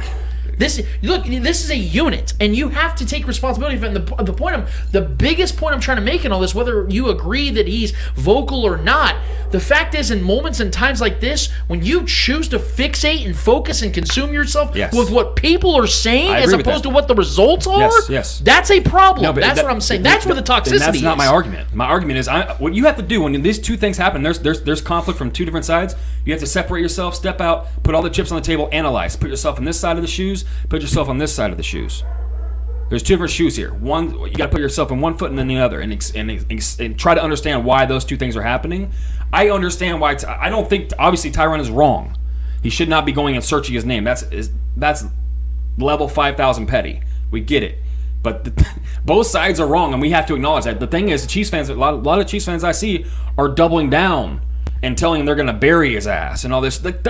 And that's not okay, right? You're right. That's what I'm but saying. What do you do about them? What can you do about those morons out there? Nothing. But what I'm saying is that's validating what he's saying. Okay, he just shouldn't be saying it publicly. Put all the chips on the table and analyze, but there's nothing you can do about these idiots out here saying that shit because they're always going to exist. But we have people coming on our show defending fans and saying that we gave Alex Smith the same. I don't want to speak for Shane, but what he was saying, Trevor, is the overwhelming majority there's a lot more homers out there than critiques or skeptics. There are a lot more homers out there that are literally kissing, dude. I see it on Twitter on a daily basis. People are kissing Tyrann Mathieu's ass, even in this moment. Chiefs fans, Chiefs Kingdom, don't come at him. He's one of our guys. Yeah. A lot more people are kissing his ass than they are coming against him, Trevor. So you're right. There are the minority out there. This is beyond Tyrann Mathieu. Is my point. So for every 10,000 good tweets, he gets 5 to 10 bad tweets, and that's what he focuses on. Mm-hmm. Oh, I'm not. That's a problem. I am not supporting him. I'm playing devil's advocate. I get what you're trying to say, but at the same time, you also got to look at it. He's only focusing on the 2% of the fan base. He's not focusing on the whole fan base as a whole. He's pretty much what the 2% said to him. That's the whole entire fan base. You see what I'm saying? That's what he's focusing on. He's focusing on the people. He's generalizing, but at the same time, I see a lot of the same shit, though, man. I hear it a lot of it from even people when I talk about, like, random people on my job, when I'm out and about talking to random people. I hear a lot of the same shit, just nasty talk about certain players. And I get it, man. That's what fans were passionate. I'm just saying, I am completely I do not agree with anything that Tyrann's done. I just want to see it on the field. That's all I care about is playing better on the field. Take that energy and put it into your football play. That's all I care about. I just don't... I think both sides have their wrongs, man, and I think both sides need to acknowledge it. And again, there's only one millionaire paid athlete in this equation, dude. It's not these people. But you're separating. There are different expectations of Tyrann Mathieu. There are human these beings fans against human beings here. There's the human aspect. I get it. It's not that simple, though. It is, though. That when this is becoming a direct human being to human being interaction, Trevor, it is. Trevor, you know how every single athlete in has pro Tyrann sports. Been that bad hold on, this year, Trevor. Hold on. When every pro athlete out there has a certain level of criticism on social media, do you see Sports Illustrated, Barstool Sports, and all these people? Hey, Ted from Wyoming said this about Tyrann Mathieu. No, because no one gives a fuck. But if Tyrann Mathieu says what he said last night, guess what? That headlines Yahoo Sports, Sports Illustrated, Barstool Sports, ESPN. Why? Because people give a fuck about what they have to say. Okay, but has Tyrann really been that bad this year as far as an individual player? No, I'm not saying that. My point is the results aren't there, and he's sitting out here calling out the fans that fucking packed out Nissan Nissan Stadium last week in Nashville to see his ass. My guy Kevo spent over $1,000, and he lives an hour away from Tennessee. Okay, An hour. that's Hold on. Tyron's An fault? hour. No. I'm putting in context here. There are people that spend over $1,000 to go to that game to watch the Chiefs put out fucking 3 points. Yeah, and got their asses. Tyron spent his entire life I'm becoming a saying, football dude, player. that you're to going to be sit here this and call point of us his life. trash and call us toxic when we're out here fucking filling up stadiums home and away to watch you play, and you're going to call us out as a fucking fan base? That is unacceptable. You can call out certain individuals. When you're calling a fan base toxic and trash, you're a fucking moron. Okay. Straight up. I'm just saying, Lance. You're not Tyrann Mathieu. You have to put yourself in his shoes. The shit I that- did. I do. No, you literally can't. You just said I have to. Now I can't. No, you can't literally. So you don't. I'm saying there's things that he's probably his DMs, the things he's being saying to at the stadium. He reportedly he told a fan to sit on a dick, right? What do you think was said to him? He doesn't just say that to anyone just for no reason, Lance. You got to add context Trevor, to this situation. he literally searches his name out to cause a fight. I don't know if that's a fact or not. That is a fact. I don't. People, How do we Trevor, know I that? see it literally on Twitter where people won't even mention him on Twitter, and he finds it because it says Tyrann. Well, algorithms can if your name's. You're telling me he's not searching his name out? I don't know. I dude. do. I just broke it down. When you get Okay. mentioned on Twitter, you see it. You have to go and literally look for your name to see people that don't mention you on Twitter. You have to go and literally look for it. You're that high of a status He's looking for individual. I mean, there's gonna be things that probably come across. Maybe someone shows him. I don't know, man. Okay. I don't know if he searches his name. I don't. but I then really you're don't. saying- I'm not sitting here defending Tyrann Mathieu and his antics on social media. I hate it. I don't like it. I'm just saying there is an absolute level of toxicity in every fan base, and I see it on a daily fucking basis. On Shaggy Shane's posts alone, this dude was talking about burying his ass, like yes. that. Okay, but that's a micro level stuff, and then there's obviously a whole nother world on Twitter. I can go on and show you a bunch of shit that's been talking about Pat's brother, talking about Pat's fucking wife, You just said and it. his child, You a just said that distraction. that's all every this shit. fan base, Trevor. Yes, that's what I'm saying. So we have to acknowledge that is a big part of the fan base as well. I would say the general fan bases, a lot of them are like that. Not every fan base has a show where we sit there and break shit down like this, bro. A lot of them are just dudes going to have some beers and go watch a game or go jump on Twitter and talk shit. Here I go with my soccer shit again. But think of how many people are focusing on Tyrann other than Chiefs fans? Nobody, right? Look at the world renowned soccer players like Ronaldo, Mbappe, Messi, Neymar, and then obviously you got Pulisic. You got all the players here in America that are up and coming, McKinney, and then you got the Mexican players up and coming who are getting that recognition around the international level. You don't see them going out there and attacking fan bases or attacking any person. They don't. It shouldn't matter. Mm-hmm. Like you should just don't Google or search your name. Google your name if you want to see what get a general idea of what people are talking. Don't get trapped into it. That's all I'm saying. Just don't get trapped into it. He trapped himself into that, and now it's created a whole fucking mess. I think Tyrann's is one of those individuals that's fueled by it. He has to find ways to fuel himself, and we've seen him chewing his teammates out on the sidelines. We love that. Oh, I love that. You know, that train that's that that train leadership. in him doesn't stop. That's what I'm saying. So when he's the worst person to be on social media because he's that same person, that same energy is going to come That's out. what I'm saying. He I guess he needs to learn how to differentiate like that passion into the game and outside at home. I'm just saying we I get it. I see where you're coming from. We gotta love him and we can't love him and hate him for the same exact things. I know exactly where you're coming from, but at the same time, he is held to a higher standard just for the simple fact that he's playing not just for himself, but for an entire city, an entire fan base. I'm just saying. I've read a lot of shit like this. There was another couple of a lot of it sounds like shut up and dribble to me, man. And I'm not with that. I'm not with that at all. I get it, but at the same time, you're focusing just on the negative comments. Not once have you mentioned a good comment on Tyrann Mathieu. Oh, that's because that's the whole context of this conversation. I'm not acting like there's no comments out there that are positive. But I mean, we're talking about the whole rant was talking about. But you use the saying that I like a lot is that you count the hits but not the misses. Mm-hmm. That's the thing, is that we don't see Tyrann Mathieu recognizing all the ass kissing he gets. He only wants to come at the fans, and that's why it's a problem, Trevor, when he calls an entire fan base toxic and trash. I don't know if he has or not. I don't know if he's I acknowledged do, Trev. the That's good. what I'm saying. He's acknowledged no good ones. You don't ever see him acknowledge people that are possibly you do building him up. understand. You do understand positivity is not sexy. Negativity That's is. literally my entire point of saying this. No, and I agree with that, but that's what makes the headlines is the negative He's shit. only acknowledging the negative. How is that Do you think? benefiting Do you anybody? think if he was acknowledging, saying, "Oh, thank you," to someone made a good post about him, or do you think that would make the headlines right now? No, this is because he called out the fan base. Right. If he called out the fan base, say, "Oh, y'all are amazing. So it's Every one of almost you like are great. it's almost like every what one of he's- you are great." So it's That almost would like not make it's headlines. almost No, like it what wouldn't he's have. doing then is what the real problem is. Because again, if he doesn't even acknowledge this shit, we all look at those morons the same way, right? They're all morons for saying the horrible things he's saying about burying and all that shit. That's horrible things to say. But if he doesn't address it, it's a non-issue. Right, he should not address it. That's the entire point of what I'm saying. I've never disagreed with that.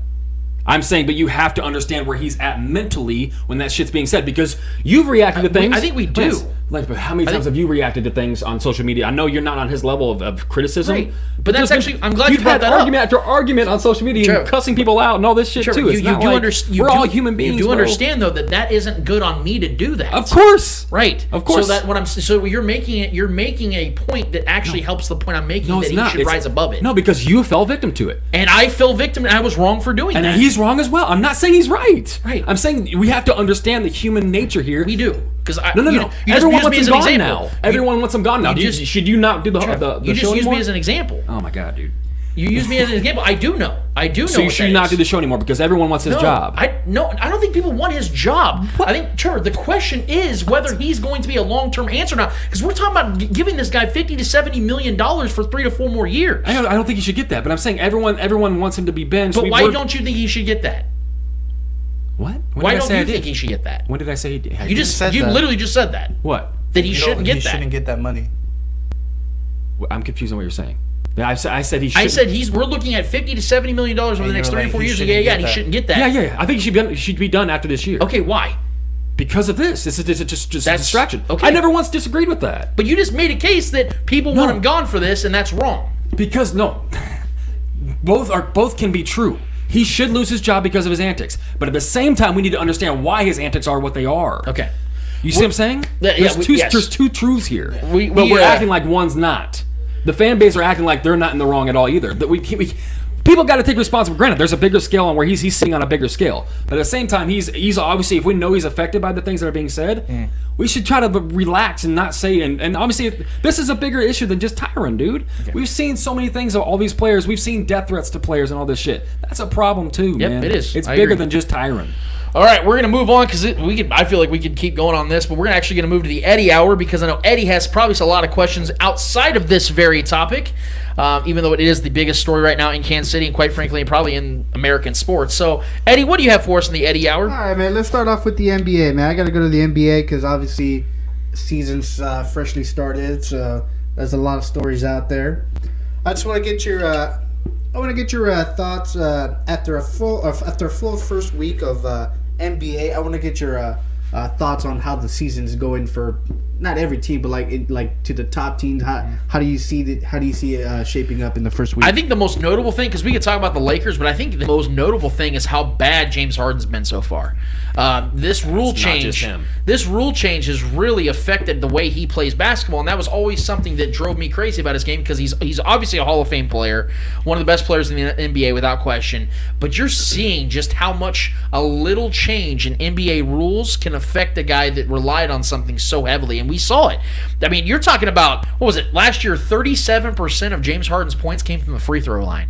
Well, this year he's averaging less. He hasn't scored more than 19 points in a game this season. No, he dropped almost a 30-point triple-double last night. But Okay, yeah, so I'm sorry. 29, 99, I think was his game last night. So he finally had himself a game that we recognize to be James Harden's style of play. And I think that it's going to be some adjustment. It's just notable because it also shows that without Kyrie Irving, this Nets team also struggles to have anybody manufacture points just from an individual standpoint outside of Kevin Durant, who is right now playing out of his freaking mind. Yeah. The Bucks have really struggled, which is something that I think is noteworthy as well. I think they're going to bounce back. They've been without Drew Holiday. They have, the and I best think that defender. it's showing his value as well because he's by far one of the best perimeter defenders in the league, and a guy that can go get his own buckets on it each and every night.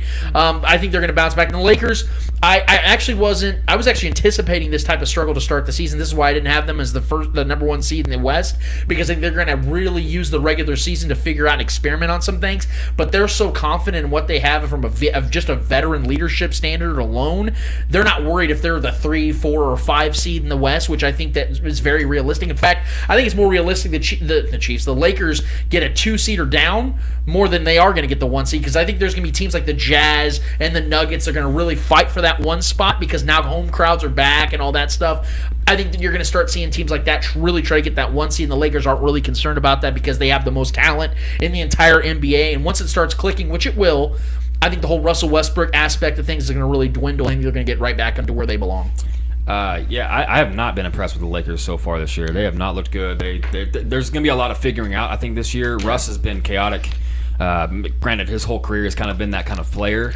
But I think Russ just finding his role in this offense is going to be interesting to watch. Him and LeBron, I don't think Russ should start. I think Russ should run the second crew, but I think he's not going to do that. I just don't like him and LeBron on the floor together right now. I'd rather see Rondo on the floor with LeBron just because they mesh a little bit better because Rondo knows his role. Russ kind of doesn't know his role. So I'm not very impressed with the Lakers right now. AD's been a bright point. AD's definitely been balling, been playing well. LeBron's banged up still right now. They pulled out a win against the Cavs last night, and it wasn't pretty. It was they needed 25 points from Carmelo to win that game, and I didn't. It's just you can't depend on that every single night. So the Lakers are definitely a watch and see kind of thing. I don't know how that's going to work out. I do expect them to still be, when the playoff time comes around, with that veteran experience and the overall talent on that team. I think it will, and they do have some guys that are the role players that have been out so far this year. So once they get those guys in rotation, they're pretty short-staffed right now as far as the rotations go. So I'm not too worried. But we've seen a lot of the new rule change affect a lot of these players. The James Hardens, the Steph Curry. Not really Steph Curry, because Steph Curry's just insanely great because he doesn't have to draw the fouls. He can just shoot from the logo every time. He's been playing great. But guys like Dame Lillard and Trae Young, and a lot of these guys that depend on a lot of those ticky-tack, minute contact to get to the free throw line, 15 times a game. That's gone away, and it's definitely dropped a lot of their nightly scoring output. So I think it's good for the league. I think it's good. I think it lets the players play a little bit more instead of depending on free throws. I think it's only good for not only the pace of the game to play on instead of constantly stopping and shooting free throws. I think it's better for the pace of the game and just an overall better product. So I'm fine with it, and I've liked what I've seen so far from the NBA with the rule changes. All right, next question. We're gonna go into that rule change because I want to get your thoughts and your whole point on that. I want you guys to break that down a little bit more. Trae Young has said that he is frustrated with the lack of calls, adding that Damian Lillard has an average 17 points per game since probably his rookie year. Also, Trae Young said that veering back and jumping into guys, that's different. There are certain things that I agree with the rule changes, but then there's things that are still fouls, and guys are going to get hurt, especially a smaller guy like me who's going up against bigger and stronger defenders. They're using their body, and they're using their legs and their hands to stop me. I wanted to get your thoughts on that. This is a very nuanced rule because it's something that I think the league is constantly fluctuating and adjusting with as time goes on. I mean, if you look 20, 30 years ago, how physical the game was, and if you look at today, even with this new rule change, it's night and day different. You saw the way the guys were able to just literally use their body and get physical with offensive players, and the league saw that that's not really how you're going to attract the fans. You're going to attract the fans by having high-scoring games and guys being able to score at will. That's what the NBA still believes. And I think that what they're doing right now is they're trying to tinker with it because they also know that the quality of game has it's flummoxed a little bit with the way that they were calling some of these, where these guys were jumping into defenders who were helpless in the air just trying to contest a shot, not going to foul the guy in any way. It's not a basketball move. And fans were really getting turned off by it because it isn't basketball. That's not a basketball move to draw a foul jumping 3 feet to your left while you're shooting straight this way. It didn't make sense. So I think that the league is just trying to figure out how to best balance it all out, because I do agree with what Trae Young is saying. I've seen it. Trevor, you watch just as much, if not more, basketball than I do. You see the way that these guys are getting bullied around at the perimeter, and you see the way that Dame Lillard and smaller, undersized guys like Trae Young are getting a little bit, a little bit roughed up at by the end of the season, though, I think the NBA is going to figure it out. Because to be honest with you, of all the leagues when it comes to their officials, I think the NBA has some of the best of them all. And they struggle at times. But you look at the NFL and how bad it still is, and it's bad. You look at MLB officials and how bad it is, and it's horrible. Yeah. I got to give the NBA some credit. Their officials are pretty damn good at their jobs, and I think they'll figure it out by season's end. Well, calls in baseball and calls in football are far more meaningful by play because those are slower paced games. 100%. In basketball, you can get a bad foul call and just keep it moving. There's going to be 80 to 100 more plays. And it's an individual game more than it is a team game compared to those two. Right. They're not nearly as impactful. So it is easier to kind of skeet by, when you're an NBA official. But granted, I think the game in the NBA is, and that's such a progressive sport too, which I love. It's ran well. Adam Silver's done a hell of a job since he stepped in. He's made the proper changes. The pendulum swung way too far with all those foul calls the last few years, and it's definitely boosted a lot of guys' points per game. Yeah. James Harden is definitely, and all credit to James Harden, he took advantage of a loophole in the game. I'm not going to knock him for that. Is it pretty? No, it's not. It's not fun to watch. It's bad for the game. Yep. And I'm glad the NBA addressed that and made the proper changes to make the game better. And I've been watching Damian Lillard. I've watched 3 Portland games because they happened to play the Kings twice. And I've watched them against, I think, the Lakers as well. I think it was somebody else. I can't remember who they played. But I watched Damian Lillard 3 games so far this season. And he hasn't looked good. I don't think his points per game is down because that might be a small contribution to why he's down that much. But he's been missing a lot of wide open shots. He hasn't been hitting those deep shots really as nearly as frequently. He's just kind of looked a little off. I just think it's probably just early season woes for him. I think he's a high caliber player. He's going to figure it out. But a lot of these guys, they're just going to have to adjust. Just like they adjusted and figured out the loophole that was before. Now the loophole's gone. These guys are just the Trae Youngs, the Damian Lillards, the James Harden. They're just far too talented players to not adjust and become who we know they are. Are you guys in favor of the? Absolutely. Yes, absolutely. It's better for the game. Like I said, it keeps the pace going. You're not constantly stopping for free throws. The pace of the game is much better. It's a lot more exciting this way, and I think honestly, like Trevor was alluding to just now, it shows more of an authentic point of view of what these players really are, and they're going to adjust to it. And who doesn't adjust to it, it shows what they really were made of. And what was the biggest knock on NBA players? They're soft. This and that. Yeah. They're getting these trash calls.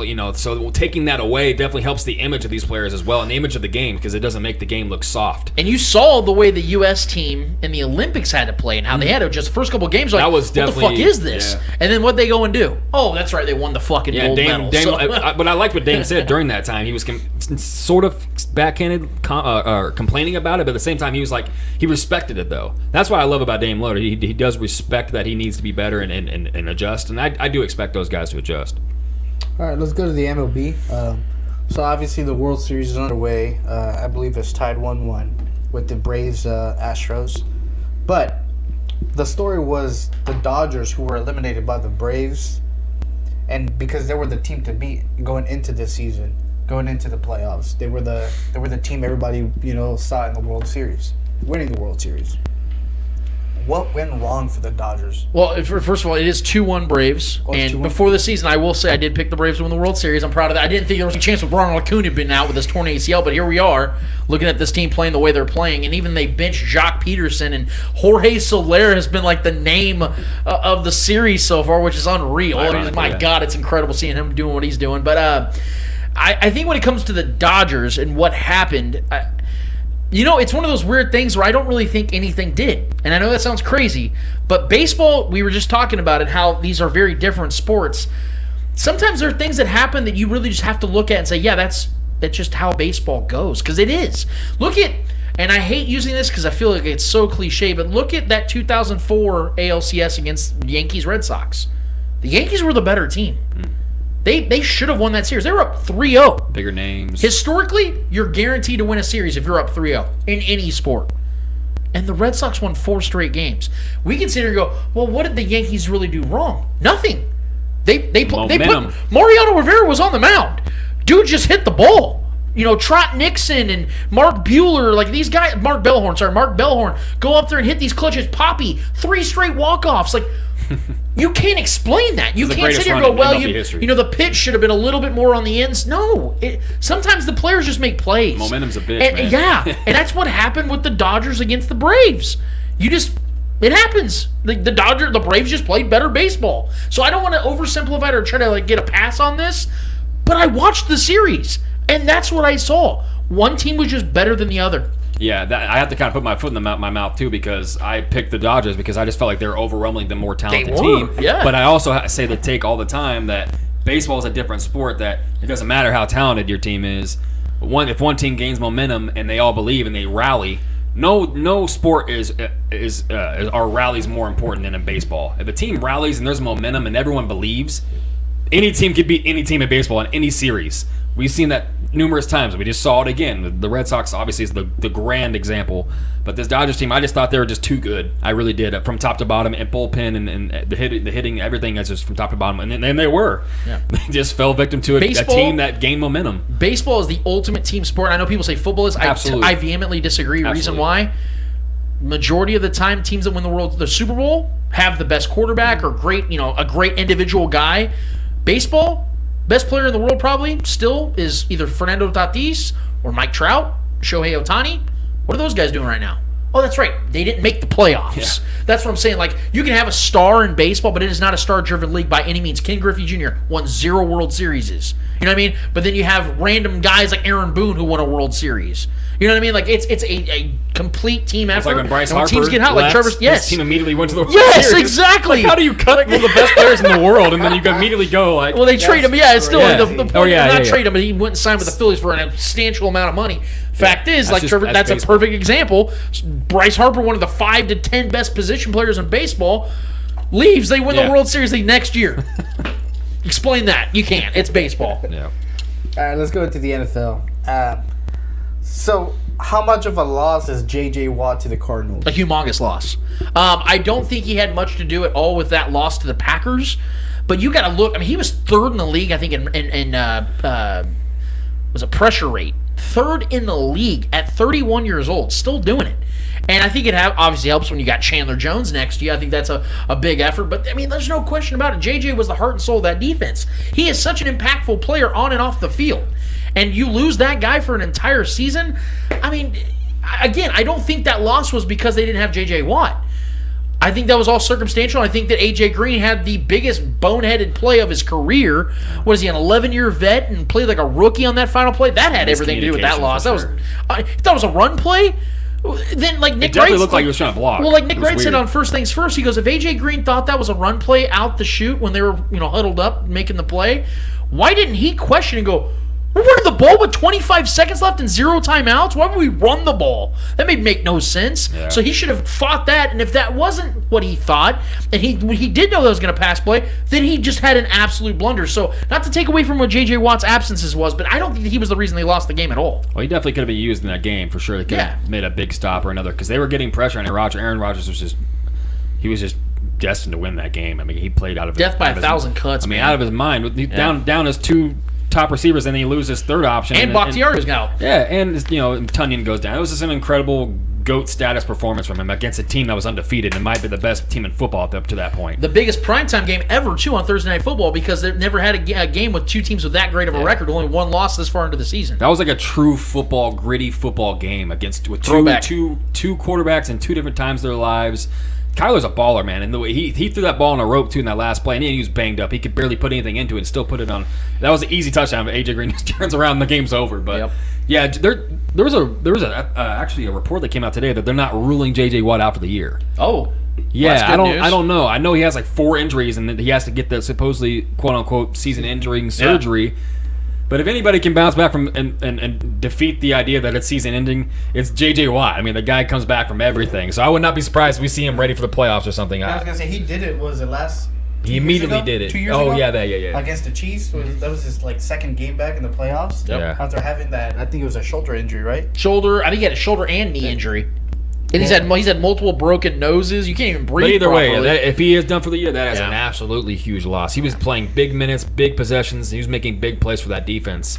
And the defense is a big part of why they were undefeated up to that Packers game. So we've seen things like pile up on teams, and one thing goes wrong, a lot of things start going wrong. I'm hoping that's not the case for the Cardinals, because they've been a fun team to watch, and they were definitely a surprise for damn near everybody. And we do have legitimate concerns about Kyler Murray's health. Yeah, he could barely walk. And this has always been my concern about him, because I want to crown him so bad. I want to crown him as an elite quarterback in this league, but my problem is, dude, he's already had several injuries already in his He's already dealing with a shoulder heading into that Packers game. Now it looks like a hip issue. Being that little, man, In this league, it's very unfounded that guys last very long, especially at a quarterback position where you're taking the punishment. Yeah, exactly. It's funny how we say that little bit. He's like probably my height. He's Mighty Mouse out there, man. I love it. It's dude. crazy. Yeah. Right. But adding to the J.J. Watt, I was reading a lot of stuff when the whole season injury was announced. A lot of fans were questioning if he should return to football.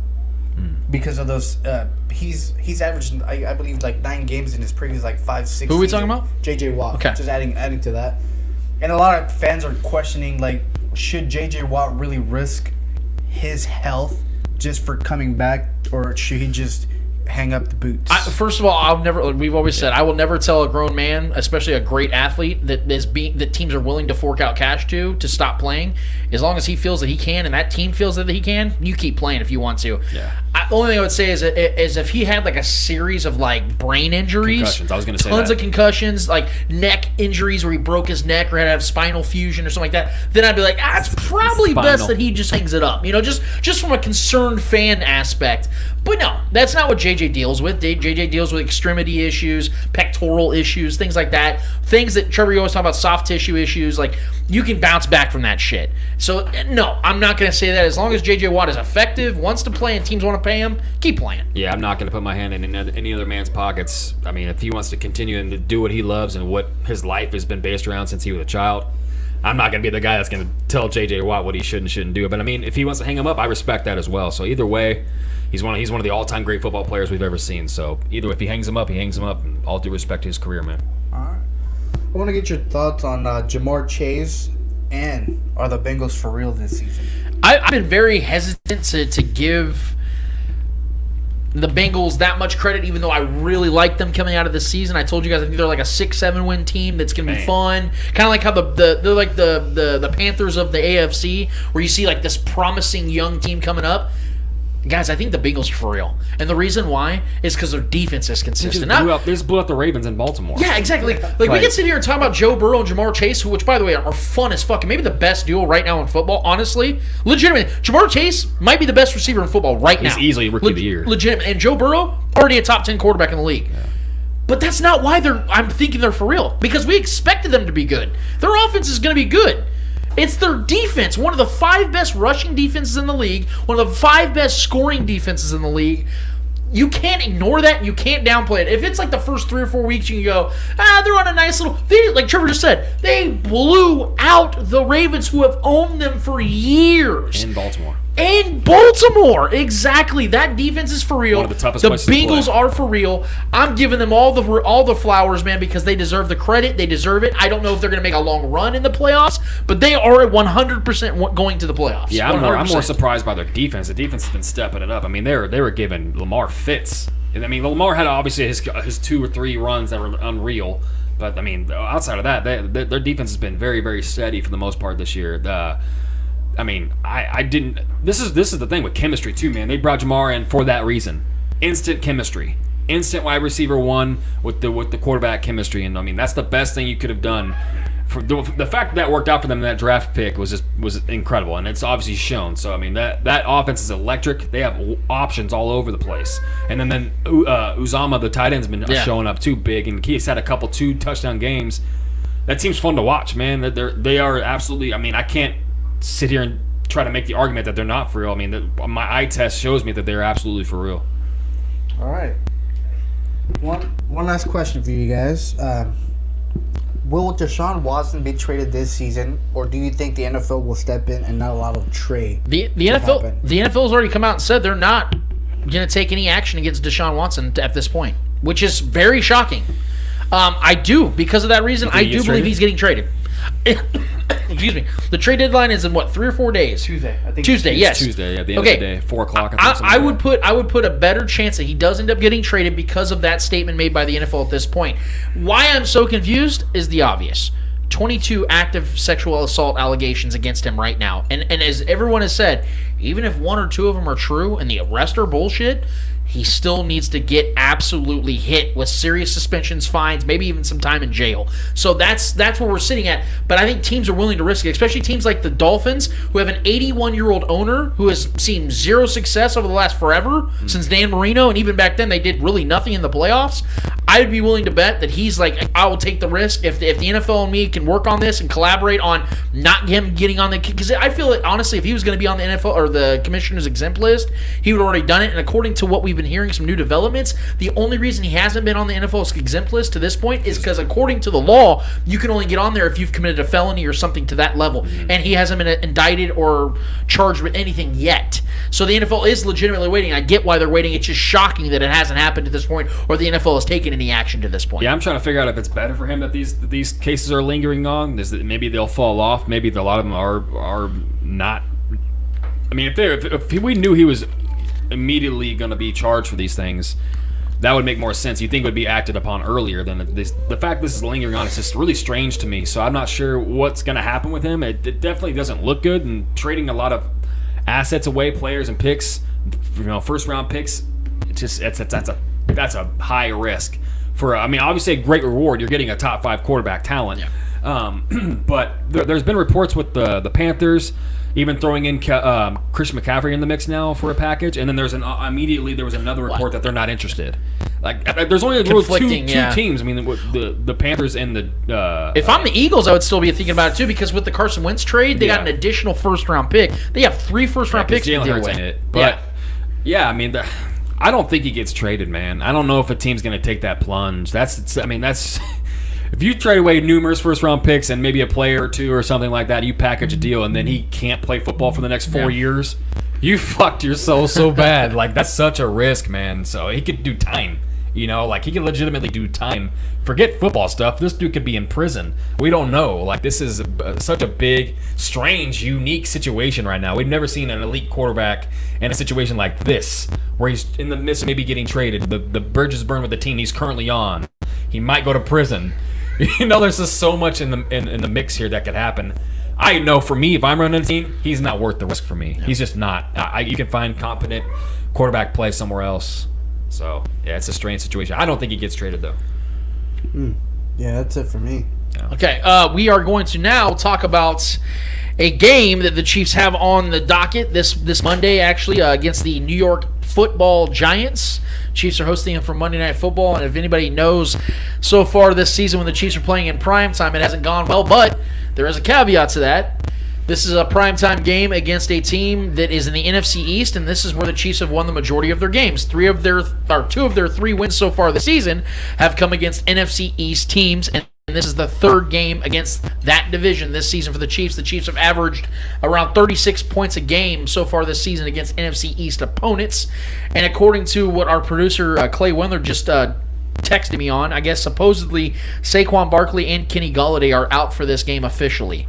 So I get that most of the time when you're looking at matchups and you hear that injuries are going to play a factor, like a Saquon Barkley, like a Kenny Golladay, you think to yourself automatically, well, that's going to pay dividends for the Chiefs. But if we've seen anything from the Chiefs so far this season, when it comes to matchups and against teams that are dealing with injuries, it usually hasn't made much of a difference at all. We saw the Bills in that game against the Chiefs on Sunday Night Football, missing Matt Milano, missing offensive linemen. And it didn't make any difference whatsoever. The Bills still did whatever they wanted to do, whenever they wanted to do it. You've seen the Chiefs against the Ravens, an entirely decimated roster. They missing half their offense, missing half their defense, and it did not matter.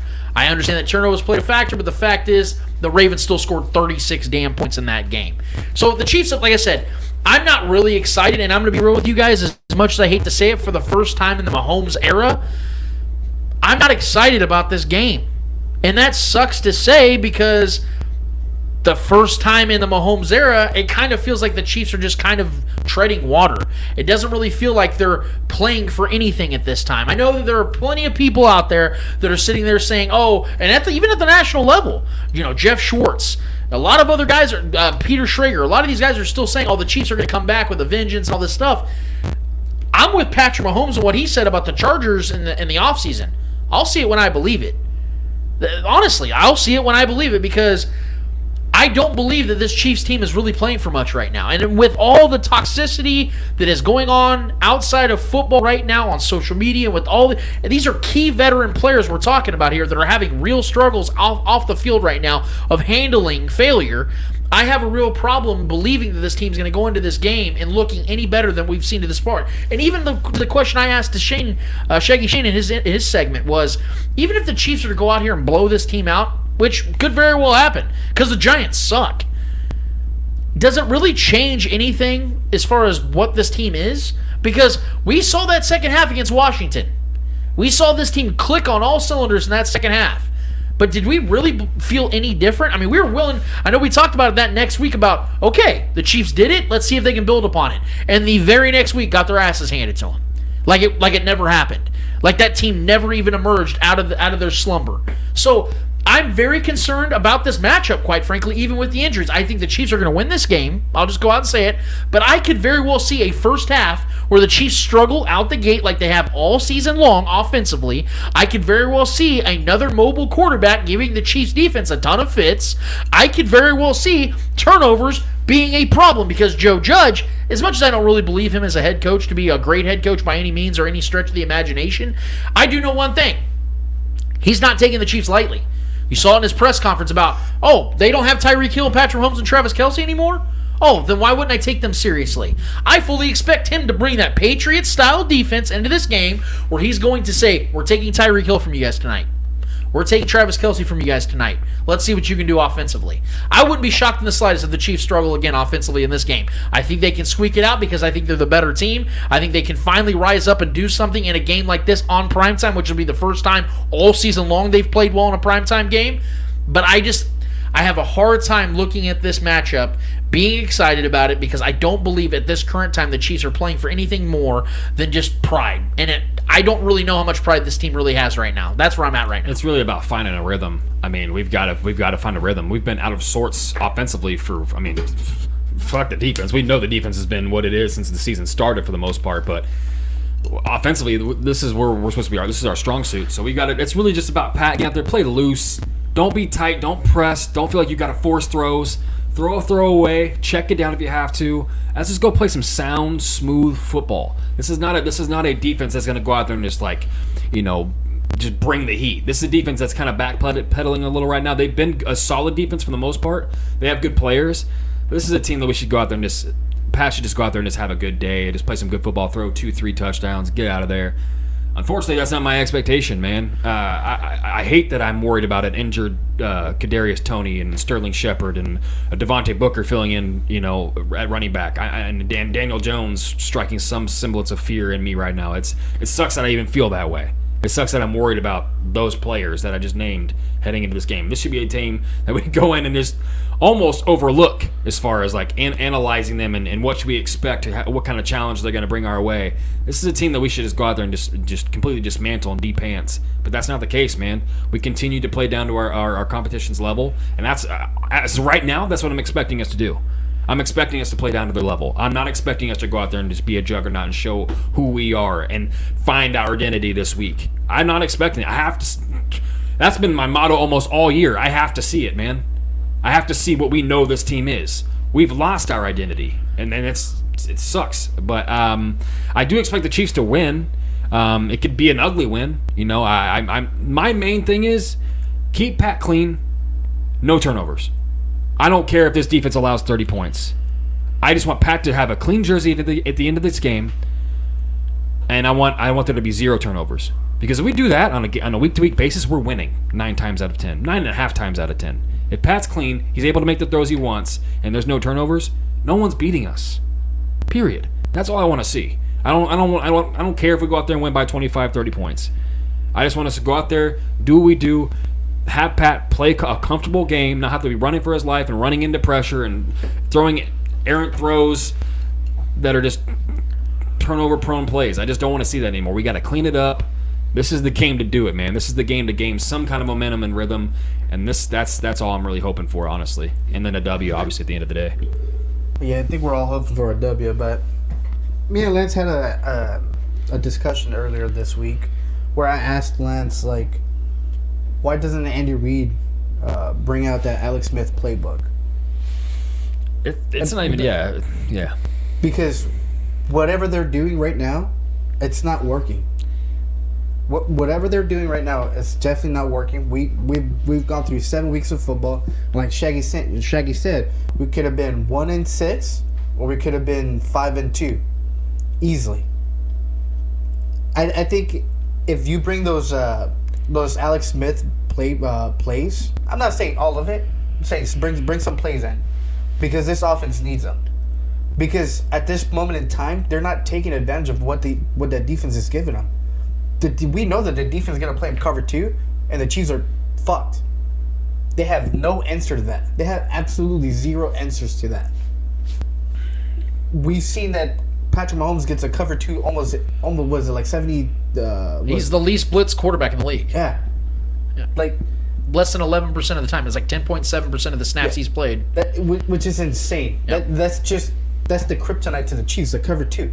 So if I'm Andy Reid and I see this week in, week out, that the cover 2 is where we're having issues with, we can't advance the football when there's a cover 2, we need to adjust. We need to bring those dink and dunks that Alex Smith was throwing. Yeah. And like Lance said earlier, that if we were to do that, it would allow Pat to make that one play that Alex Smith used to make, because you will make that defense respect that even more. So they will bring the players in, and they will allow for those big plays. And because Alex Smith was having those big plays after he did dink and dunks for quite a bit, they allowed that gap because they were respecting that. Mm-hmm. So they allowed for that play to happen, and Pat's going to get his yards. We've seen these players get the ball with after a 5-yard pass, and we've seen Travis Kelce, we've seen Tyreek Hill, we've seen Miko break out and gain 15, 20 yards on top of that. Well, and these defenses aren't even pressing us at the line, so they're playing a soft zone. Exactly. Do a quick out to Tyreek Yes. or McCall and let them, and then block up field. Yes. Like it's simple things like that. Just get the ball out quick. They're gonna get you yards. Yeah. Don't play for those home run plays every single drive. I think against the Giants, I really want to see Andy Reid adjust and have those dink and dunks.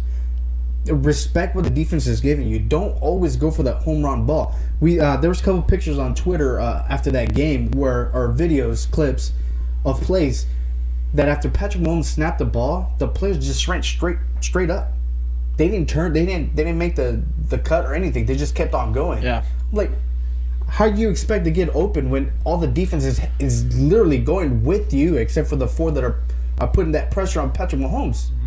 Like, It's like a writer's block or something that Andy Reid is having with drawing up plays. Exactly. Yeah. So I think Andy Reid should go into his Alex Smith playbook, get a couple plays out of there, couple dink and dunks, kind of bring that game into Patrick Mahomes. We don't want to see it. I know we don't want to see it. We hated the way Alex Smith played. But finding that balance. But finding that running in the ball between. against, most teams are only bringing 4 against us. Run the ball. Here's another stat real quick. I said that since 2019, the Chiefs are 20-3 in games they've ran the ball at least 21 times. There's also another stat that I posted as well. That in games that the Chiefs run the ball at least 12 times in the first half, they're 17-4. So what I'm saying is, look, guys, we know that and not all those games we have a lead. Exactly. Yeah, exactly. That's We the came point I'm back trying to make because to of that people. balance. As long as Patrick Mahomes is the Chiefs quarterback, they're going to throw the ball first. It's always going to be a throw first offense, especially under Andy Reid. Of course. But you have to give Patrick some balance here. We can also run through the air too Yes. on quick Yeah. throws. I'm not expecting too much out of this game. I think I'm with Trevor now, where I'm not expecting anything. I think it's going to be competitive. I think it's going to be a close game. It might be a close game. So that leads me to my final question when it comes to this segment. The key players in this matchup, because I'll give you my 2. I always give an offense and a defense as much as I possibly can. I think on the offensive side, this one actually shock you, but I think it's very valid, especially as much as he struggled last week. It's got to be Orlando Brown Jr.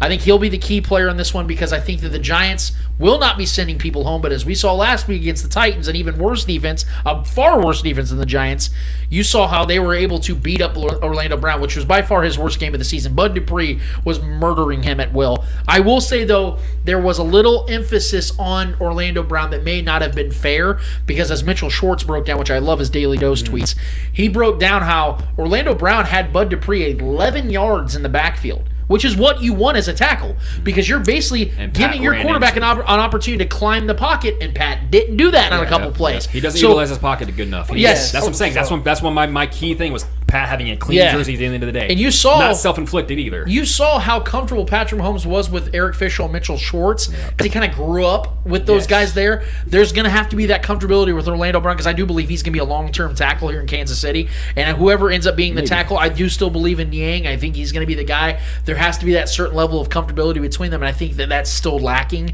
But I think Orlando Brown will have a big game in this one. I think he'll play very well, silence a lot of the critics. As long as we can hear his name, that means he had a great game. That's literally how offensive linemen work. Creed Humphrey has been unbelievable. I don't have any worries about him or Trey Smith or Joe Tooney, who's been unbelievable as well this season. My defensive player, I think because of the fact that, once again, the Chiefs are facing a very mobile quarterback, a guy that can kill you in the ground game on his own, especially now without Saquon Barkley, and the fact that Daniel Jones is actually an ass on the field without Saquon Barkley. I think he has 13 touchdowns and 19 interceptions as opposed to, it was like 25 touchdowns and like 10 interceptions without with Saquon Barkley. That's a safety I blanket. think that the guy that's going to have a big game in this one is Willie Gay. And the reason why is because he's our most athletic linebacker by far. He's our fastest defender by far. I think he's going to be the guy that has to play spy on Daniel Jones. And if Steve Spagnuolo is half the defensive coordinator we believe him to be, he's got to know that as well, that we got to have eyes on Daniel Jones the entire game, because if you keep Daniel Jones from running out of the backfield, this Giants offense is not going to move this ball at all in this game. If Daniel Jones gets less than 10 to 30 yards in rushing in this game, the Giants won't score 15 points in this game because Galladay will be out, Saquon Barkley will be out. Their playmakers are pretty much non-existent if they don't have Daniel Jones, extending drives with his feet. So if they get Willie Gay on that, I think this will be a long game for the Giants, and the Chiefs can capitalize on this game. Yeah, offensively, this just screams a Travis Kelce game to me. I know we were expecting that last week. We were expecting a blow-up game in general last week. We just didn't get that. And I think Travis Kelce is chomping at the bit. He's had a couple quiet weeks in a row now.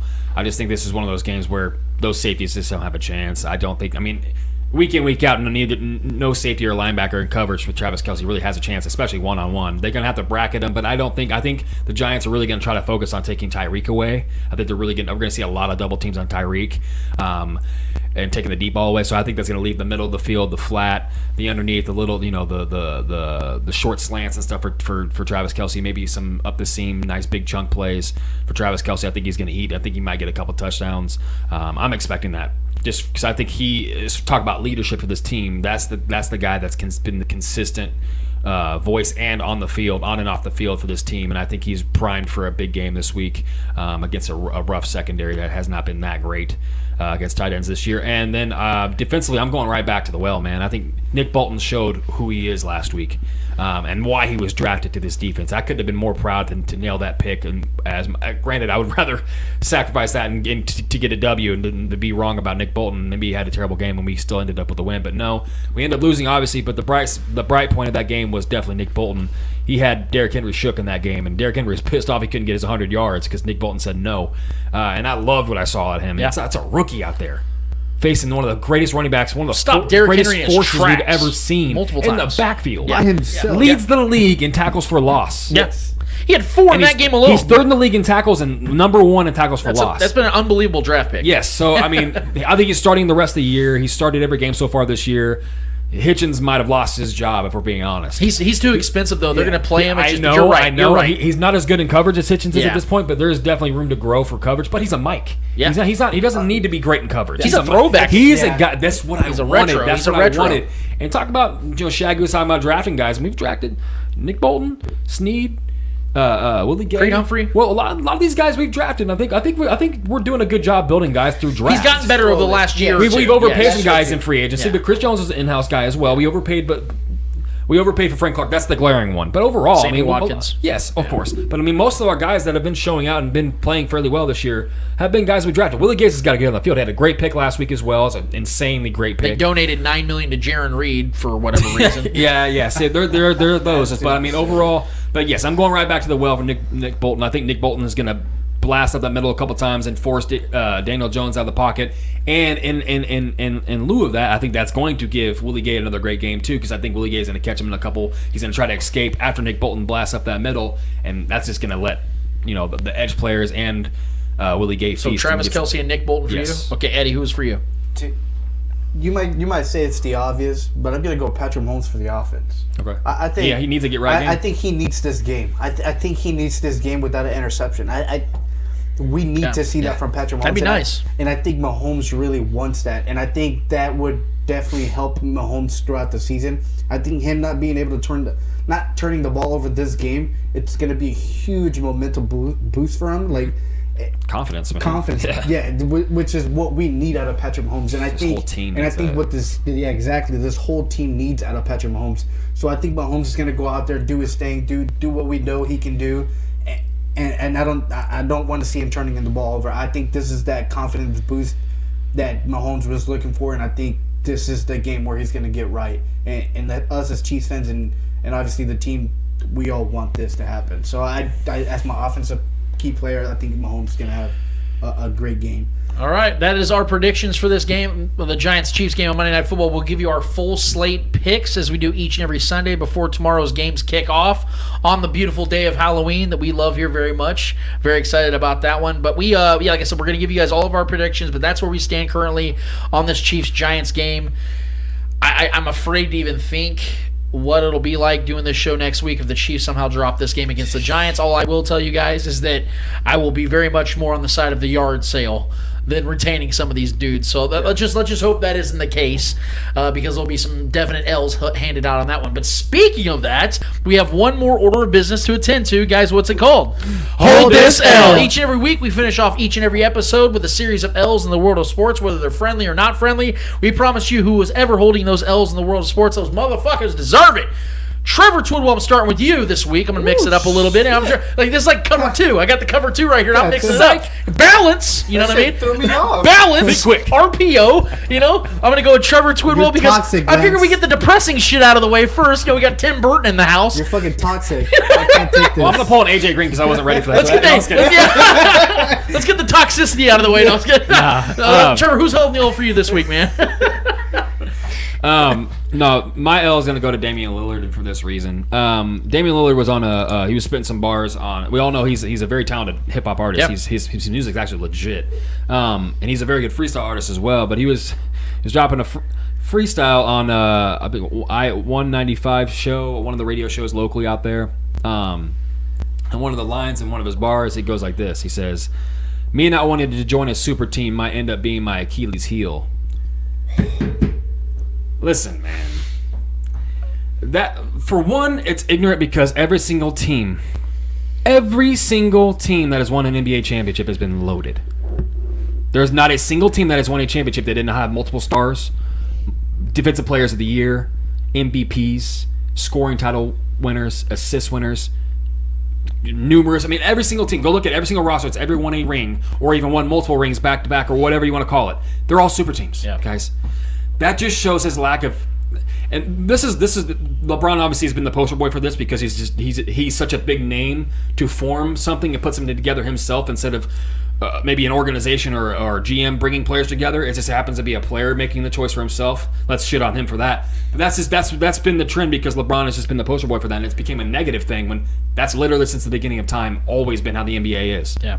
People just want to shit on LeBron for whatever reason it is. That's point one. That's just pure ignorance on his end to say that. And point two, as great as Damian Lillard is as a player, and he's fun to watch. He's very fun to watch. He's very good. He's one of the most talented, and especially a story from where he came from. There was not many expectations. He superseded the expectations that he had coming into this league, not being a high draft pick, coming out of a smaller school. But at the same time, if we're just being real, us as NBA fans and how the NBA ages, players like Damian Lillard are going to be more forgettable than other players because he's not going to have that resume with that ring. No scoring titles, no assist leader, never been a really good defensive player. He's not. His resume is outside of being a good scorer and a consistent player who gets first round exits consistently in the NBA. He's going to be forgettable. As great as he is, he's going to be forgettable because he chose to stay where losing happens. Yeah. So I just feel like it feels like he's reassuring himself that he's making the right decision and getting like backhanded complimenting all the teams that have won in the league, like trying to make his case like, well, I'm loyal. Cool, man. Like that's cool. Like you're gonna be forgotten more than the other players that have won because of that. Because you chose it. And granted, the fans in Portland probably love him for it. because they feel he obviously gives them the best chance to have some idea, maybe winning a Relevance. playoff series. Yeah. I think he's been in the Eastern Conference or Western Conference Final once in his One career, time. and they got destroyed. Right? So this is just that's just such a lame way to brag about yourself. You're bragging about yourself because you haven't won. Yeah. Like that's what that is. Like you're bragging. You're taking loyalty over winning. Cool, man. But that no one's gonna care about that. And in the the moment end. he's When your no story's longer, over, yeah. The when your story's moment Damian Lillard's out of his prime, the you don't NBA think is the Blazers bringing in will move on? NBA is bringing in talent. If LaMelo Ball comes Yeah. in and becomes a bigger player than he ever was and gets a ring, he just won. He's gonna be remembered more than Damian Lillard ever was. That's how the NBA works, right? So for him trying to like single-handedly backhand compliment other teams that have quote unquote formed super teams, that's every single team that's won a ring are super teams, regardless of what you think. That's just the facts. There's numerous stars on every single one of those teams. So that's just ignorance. So the fact that he's trying to backhand compliment anybody who's won a ring and then trying to simultaneously boost himself up for his loyalty over winning, it's just a bad look to me, and it just looks silly. So for that, Damian Lillard, do me a big favor, man. Hold this L. Eddie Ortiz, Mr. Yo, who's holding the L for you this week, my man? Is it F1? No. Okay. Man, I should. I jinxed the team last week. So you know how I said Bayern Munich was beating that ass and all that. Well, I believe it was Wednesday afternoon. They lost 5-0. So that was a nice little jinx. After winning all these games by a lot, they got their asses beat. So there's that. But I want to give my L to FC Barcelona. It seems like every week we're reminded that what Messi did there was extraordinary. GOAT status. They're currently sitting in 10th place.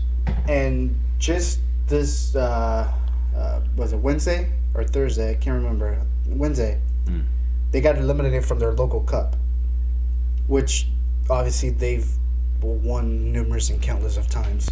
They have the talent to make it to the final every year, just like Real Madrid. But this year they fell short. They lost to a team they had no business losing to. And on top of that, their manager was fired because of the result. And still, the comment that everybody makes, the media still makes and reports, it still has to do with Messi. Messi left in August, and your struggles are in October, November.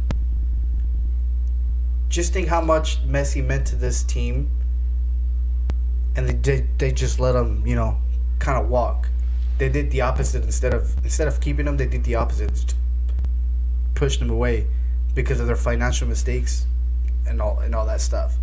Now they're paying the price for it, and every single week after a loss, players react to that as like, well, we know what's missing. We know what happened. We know what's missing from this team. Man, if you rely so much on a player, that's your first mistake. You can't just rely on so much on one player. You're a collective group. You're a whole team, and your struggles are not because of that one player. It's because of you and the way you've managed this team in the previous years. And it's only going to get worse. So for that reason, FC Barcelona, you're going to have to do me a favor and Hold this L. I'm going to have to give myself maybe an L at this point because our guy Stan Simmons had a line for us, guys, and we didn't talk about it in the mailbag. We kind of overlooked it because the mailbag was rather light this week. So I'm going to go ahead and let Stan Simmons have his say real quick as we do each and every week at this point, guys, and then we'll react to it real quickly, and I'll give you guys my other L. Hey guys, I don't have anything scripted right now, so my voice won't sound like a makeover. Anyway, I just got through watching the Titans-Chiefs disaster.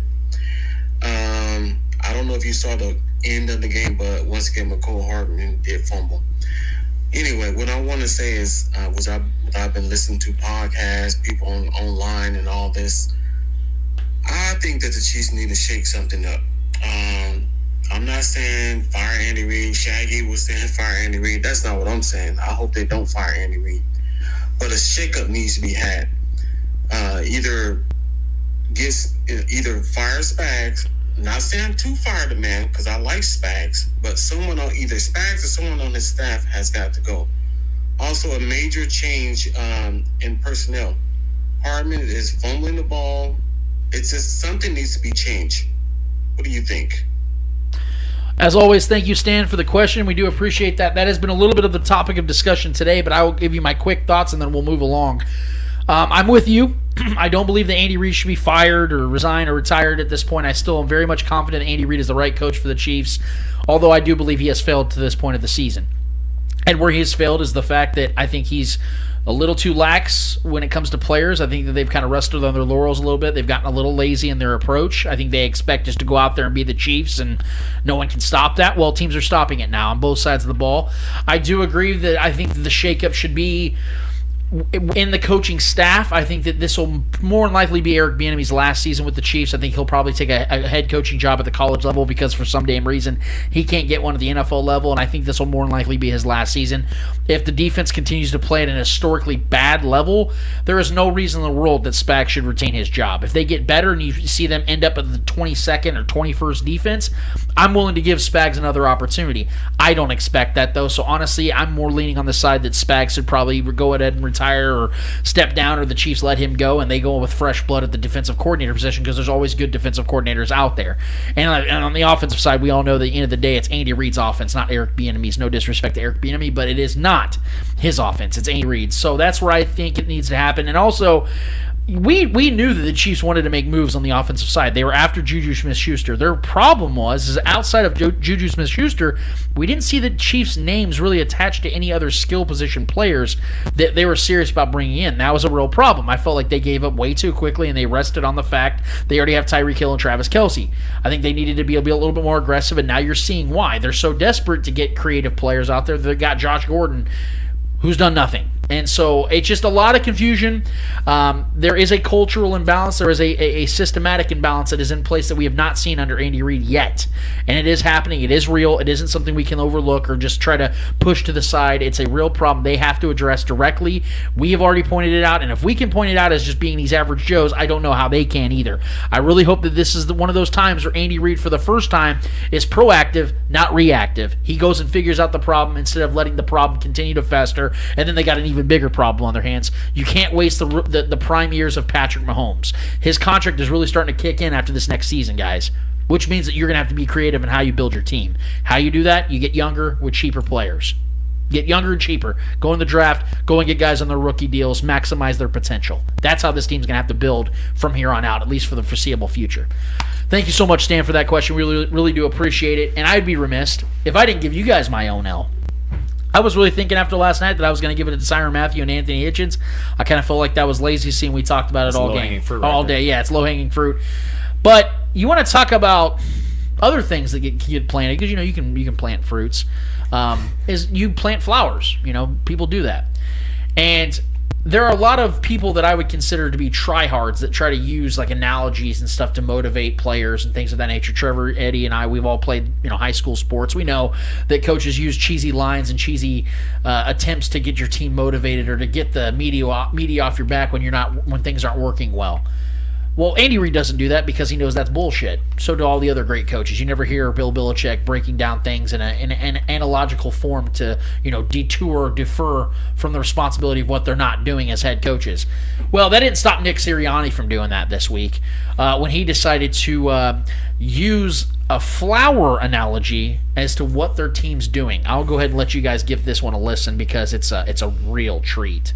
I said, right, that the results aren't there right now, but what's going on here is that there's growth under the soil. I put a picture of a flower up, right, and that it's coming through the ground, and the roots are growing out, and the roots are continuing to grow out, and everybody wants to see results. Shoot, nobody wants to see results more than us, right? We want to see results too, but it's really important that the foundation is being built and that the roots are growing out. And the only way the roots grow out every single day and they grow stronger and they grow better is if that we all water, we all fertilize, we all do our part.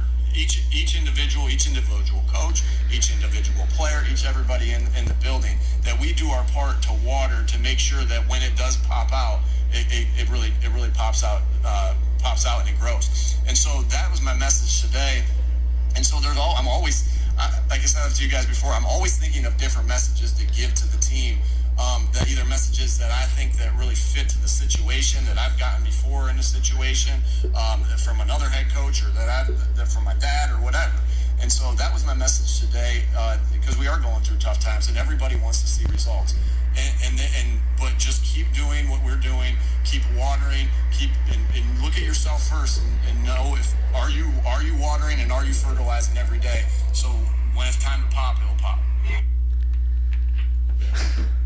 Hey, let it pop, man. Do you guys now understand why I don't want to fire Andy Reid? Because just for irony purposes, you know who were Nick Sirianni coaches? Philly. Where Andy Reid got fired. Yeah. That's what they're dealing with when they fired Andy Reid. They've had a series of failed head coaches in Philadelphia.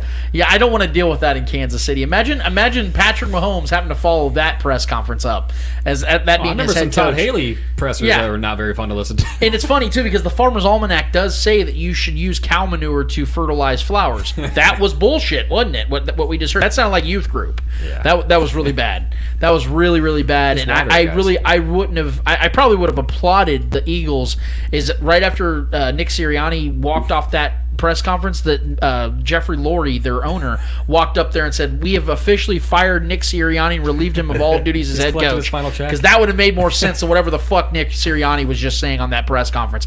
I was embarrassed. I really, that was so cringy, and I'm not an Eagles fan. I don't work for the Eagles. I don't affiliate myself in any way with Philadelphia, and I thought that was just. That was sad. That was really, really sad. But we still think it's funny around here. So for that purpose, my guy Nick Sirianni, head coach of the Philadelphia Eagles, do me a solid and hold this L. Well, things like I said, guys, from the get-go have not been a lot of fun in Kansas City, but we try to have fun here. We've had some great heated discussions and debates here at the Spoken Podcast, but that's what we're here to do. That's what we're here to bring you as authentic, true, and genuine, consistent content. I hope you guys enjoy it each and every week, because there's not a whole lot else to really enjoy here in Kansas City right now other than the great barbecue and this great podcast, damn it. Yeah. We want to thank our guy Shaggy Shane for being a part of the show today. We want to thank our guy Stan Simmons out in Fresno, Cali, for joining in the discussion as well and giving us a great question as he always does. Trevor, you have something I do want to say one thing, just from what my take was. I'm not trying to start another conversation here, but I just want to say to Chiefs fans, anybody who's listening and heard my words and maybe didn't take it the right way, listen, I'm a diehard Chiefs fan. I'm about as diehard as you get. I'm not against you. I am you, right? So we just gotta. The Tyrone shit is inexcusable. Should not have been said. The Chiefs are a losing team right now, right? Everything's down. We're down. Chiefs fans are kicking each other when we're down. We're kicking the players when they're down. The players are kicking the fans when we're down. Everything's bad right now. What we can't do is burn all the bridges. You know, we can't just go onto shit island and burn the boats and just try to figure out how we're going to get off this island. Like, we can't do that. We're killing our own right now. Granted, Tyron's probably going to be gone because of this shit. He's probably not going to get that contract extension, but we have a season to finish here. That's my main objective. That's my main goal, and hopefully that's the players' goal. I don't know. If these certain players need to be sat down, so be it. They have to figure that out on their own. Us as fans, we're fans, right? We get upset when we get upset. We get upset when things are bad. Things are really bad right now. We're happy when things are good, and everything. Those specific players that we are mad about right now are doing good. We're happy, and we're saying good things to them. We got to find some kind of middle ground here where we can collect our thoughts and our words and choose what we say wisely. Players as well.